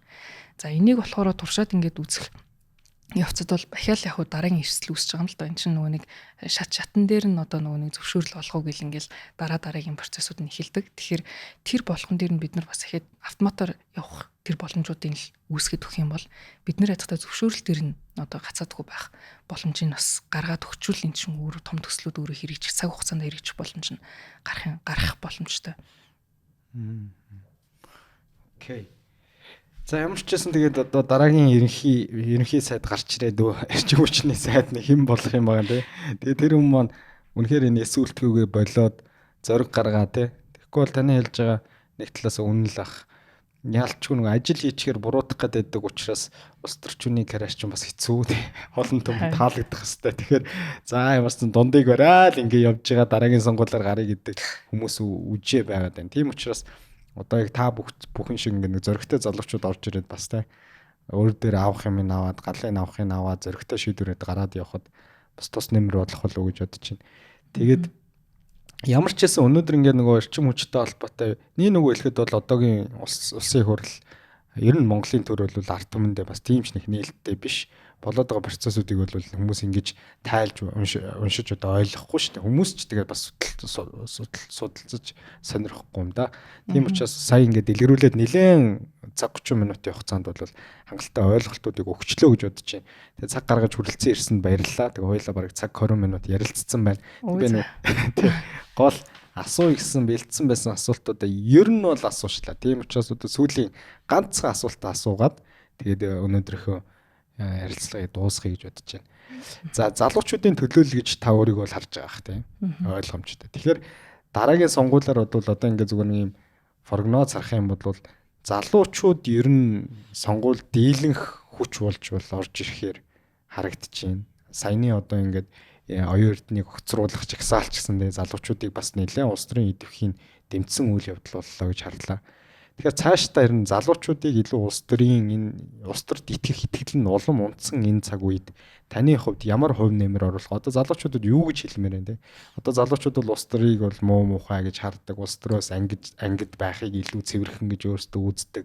За тэгэл ер нь улс төрийн үйл явдлуудаас аль болох чихээ даглал хол байхыг л чухалчлаад байна шүү дээ. Тэрийг их гоё харагдаж байна гэж боддог шиг. Улс төр ярьдаг үнийг ер нь жоохон муухай хүн гэж хардаг болчихсон. Тэгэхээр залуучуудад ер нь улс төрийн идэвхтэй байх нь юунд ач холбогдолтой вэ? Дараагийн сонгуулиудад залуучууд очиж сонгуулио өгөх нь юун чухал юм гэдэг дээр өөрийнхөө залууны байр сууриа илэрхийлээд өнөөдрийн ярилцлагад дуусгая гэж бодож байна. Яг улс төр гэхээр нөгөө нэг бид нар айгүй томоор бас төсөөлөд байдаг, хитрхи томоор төсөөлөд байдаг. Одоо саяны миний ярьсан агуулгуудыг ингээл айгүй мундаг хүмүүс тэр тусдаа хүмүүс хийд юм шигээр бид нар ойлгодог. Гэтэл шийдвэр гаргалтууд дээр бол нэх айхтар одоо нөгөө нэг ялгаач байд юм уу? Манай үеийнхэн болоогүй, бид нар арай болоогүй, би арай болоогүй гэдэг байдлаар манай залуучууд өөрийгөө харааддаг. Тэгэд миний бодож байгаа ч нэг хамаагүй дээ гэсэн байдлаар боддог, нэг төрийн төлөө огтон боож хүн гэдэг нэг мухаг үүдэн шүү дээ. Яг тэрүүгээр манай залуучууд хараад за би ч энэ талыг ойлгох арай болоогүй дээ. Би энэ дээрээ оролцох болоогүй дээ гэдэг байдлаар өөрийгөө хойшин татдаг. Гэтэл тэнд зөв буруу гэхээсээ илүү нөгөө бид нар чинь өөрсдөө нийгмийн эдис болж байгаа учраас чамд яаж мэдрэгдэж чинь чи юу гэж бодож чинь гэдэг чинь айгүй чухал байгаад байна. Тэгээ нэг хүн юу гэж бодож чинь 10 юу гэж бодож чинь нийгмийн уур амьсгал ямар байна гэдгийг харуулад эхлүүл энэ зөв маш том өөрчлөлт гарна. Тэгээд нэг нөгөө танаа подкастны нэр нөгөө Сэхэтэн гэд нэр байгаа штэ тийм. Тэгээ яг би Сэхэтэн гэдэг үгийг ашиглах дурггүй л дээ. Яг тэгвэл нөгөө нийгмийн анги давхраг ялгаа ингэ гаргадаг юм шиг. Гэхдээ нөгөө талд ингээд манай нийгмийн оюун санаа болсон. Эсвэл манай одоо залуучууд байгаа штэ ингээд ерөн зүгээр бүх хүмүүс гэд оюун санаа гаргаж байгаа дотроо бодож байгаа дээрээс нь ийм ямар нэгэн шинэлэг инновацлог зүйлсүүдийг бодож байгаа хүмүүсүүд нь ярихгүй явааддаг. Тэгээ би энийг нөгөө бэртгчин гэж боддیں۔ Тэгэд манай залуучууд маш бэртгчин байсан. Одоо бол өөрчлөгдөж байна. Бэртгчин гэдэг нь болохоор ингээд би болж байгаа юм чинь. Би бас ингээд нийгэмд шүүмжлүүлмэргүй шүү дээ. Би ямар нэгэн үзэл бодлоо бичээд улс төрийн тухай бодлоо бичингоо доор нь комментор чи юу яриад байгаа ийм биш тийм биш гэдэг шүүмжлэл авах үедээ гэдгээсээ айгаад бид нар өөрсдийнхөө бодлыг бичих чадхаа болчиход байгаа. Тэгээ надад ч гэсэн тулгарч байгаа тэр нь. Би одоо жишээ нь ямар нэгэн салбарын талаар юмны талаар ярихаар энэ чи болоогүй гэж юу гэдэг, чи мөн нусгаа, чиний улсын хурлын гишүүн гэж юу гэдэг ингээл хүмүүс надлаа айгүй их тэгдэг. Тэгээд энэ айгүй их ирээд ахаар бас нэрээ тийм ч юм болов гэд хүн чинь бас буцаад нөгөө нэг өөрийгөө бодно шүү дээ. Нэрээ би чадахгүй байгаа юм болов, нэрээ би хэрэггүй юм болов гэд тийм бодлууд орж ирдэг. Гэхдээ нөгөө талдаа болохоор бид нар энэ ярих нөгөө нэг зориг дээрээс нь тэр нөгөө хүмүүс өөрийгөө илэрхийлэх энэ зүйлсээс ухраад ээж болохгүй байгаа. Бид нар энийг харин ч улам гаргаад шүүмжлэх сэтгэлгээ байх ёстой. Шүүмжлэл үргэлж байна. Тэндээс айхгүйгээр чи өөрийнхөө бодлуудыг заавал хэлж. Тэгжээж нөгөө нэг нийгэмд чамшигч гэсэн бодож байгаа хүн лайк дараад өнгөрнө. Нөгөө лайкны топ биш нэг хідэн комент хараал хүмүүс чинь сэтгэлээр унждаг шүү дээ. Манай залуучууд чинь бол ингээд гэтэл чам шиг бодож байгаа чимээгүй мас, чимээгүй залуучууд зөндөө олон явж байгаа. Тэрэндээ бид нар өөрсдөө итгэх ёстой. Тэр зүйл дээр. Тэгээд нөгөө нэг ганцаараа байгаа юм шиг мэдрэмж төрөөддөг. Ямар нэгэн сэдвийн талаар өөрийнхөө хийж байгаа юмны талаар ярих гэхээр гэхдээ маш олон хүмүүсүүд өөрсдөө завгүй л ажлуудаа хийгээд явж байгаа болохоос чиний саналыг ойлгоод явах хүмүүс байж байгаа. Тэгэхээр бид нар тэр нөгөө нэг чимээгүй дуу болгоо илүү гаргадаг. Болчвол манай нийгэм чинь гол гэрэл хийгээд гайгүй штэ. Facebook дээр байдаг амар нөгөө комент бичдэг хүмүүсээс илүү гоё гэрэл хийгээд нийгэм байгаа байхгүй бид нар дунд. Маш гоё нэгнийгээ хайрладаг, маш гоё нэгнийгээ хүндэлдэг. Бид нар ч одоо бүх юмыг шүүмжилдэг ийм арт түмэн монголчууд бүх юм дургу болсон хар стресстэй гэлээдэг үгүй байхгүй. Зүгээр тэрэн дотор орж нервээ зардггүй байхгүй манай залуучууд. Бид нар ингээд амар гоё нэг соёлыг бий болгоцсон, амар гоё нэгнтэйгээ хүндэлтэй харьцдаг болсон. Тэр хүмүүс чинь сошиал орчинд байхгүй хаа. Тэр хүмүүс чинь өөрөөсөө амьдрал өөрөөсөө бүтээгээд өөрийгөө ингээд хөгжүүлээд явж байгаа. Тэгэхээр тэр хүмүүстэй итгээд өөрийнхөө үзэл бодлуудыг хэдий шүмжлэлт байсан ч гэсэн гаргаж ий. Тэгээд тэр хүмүүс олон болоод ирэх юм бол бид нар олонх болоод тэгээд бас айгүй гоёор өөрчлөгдөх байх гэж бодож явдаг. Тэгээд тэрэнд бас итгэж явдаг. Ялч одоо нөгөө Монголын төр гэлтгүй Монголын нийгэм угаасаа нөгөө залуучуудад итгэл хүлээлгэх нь жоохон халтай шүү дээ. Ялангуяа бүсгүйн хүнд бол Монголын төр бүр халтай. Итгэл хүлээлгчээд эргүүлээд татаж унахдаа маш амархан тийм одоо жишээнүүд ч шүү дээ. Залуу эмэгтэй улс төрч нарыг бол унахдаа ямар нэгэн PR ашиглаад яаж хийж байгаа л доош нь дардаг. Тэгэхээр энэ ирэх жилүүдэд би зүгээр ингээд хувь хүнийхээ байр сууриас харахад энэ үе хоорондын ер нь улс төрийн тэмцэл бол арай дараагийн өөр шатанд гарч ирэх байх гэж бодож байгаа. Ялчгүй сая бол одоо Зандан Шатар Тэмүүлэн хоёр өрсөлдөө 70-80-аад оны хоёр хүн хооронд өрсөлдлөө. За эргээд 70-аад онлоо ингээд төрийн бодлого шилжиж чинь тий. Сая бол ялчгүй нөгөө 80-аад оныханд итгээд идсэн чинь болсонгүй гэдэг бас PR нэлийн явж байгаа шиг үлээ. За залуучууд ер нь туршлагагүй юм байна. Залуучууд ер нь арай болоогүй юм шүү гэдэг үгээр ямар ч тийм тодорхой аргумент байхгүйгээр залуучуудыг бас үгүйсэх хандлага нийгэмд угаасаа байдаг. Тэр нь сая бас нэлээд буцаад сэргэх гээд ингэж яах шиг байна. Гэхдээ 90-ад оныхоо улс төрт илүү хөштөрж орж ирж байгаад бол баяртай байгаа. Тэг өөрөө чи хараад бас маш олон залуучууд тэр дундаа бүсгүүчүүд дараагийн сонгуульд өөрийгөө голлохгүй тий. Өөрийн бодлогоо хэрэгжүүлээ. Би нэг үзээд талтай гэдэг итгэл нэлээд төрсөн байгаа гэж бодож байна. Тэгээд 28 он бүр болно одоо Жензи үеийн гişүүдтэй болох байхаа гэж би хуваасаа харж байна. Манай студид хүрэлцэн ирсэнд баярлалаа. За баярлалаа.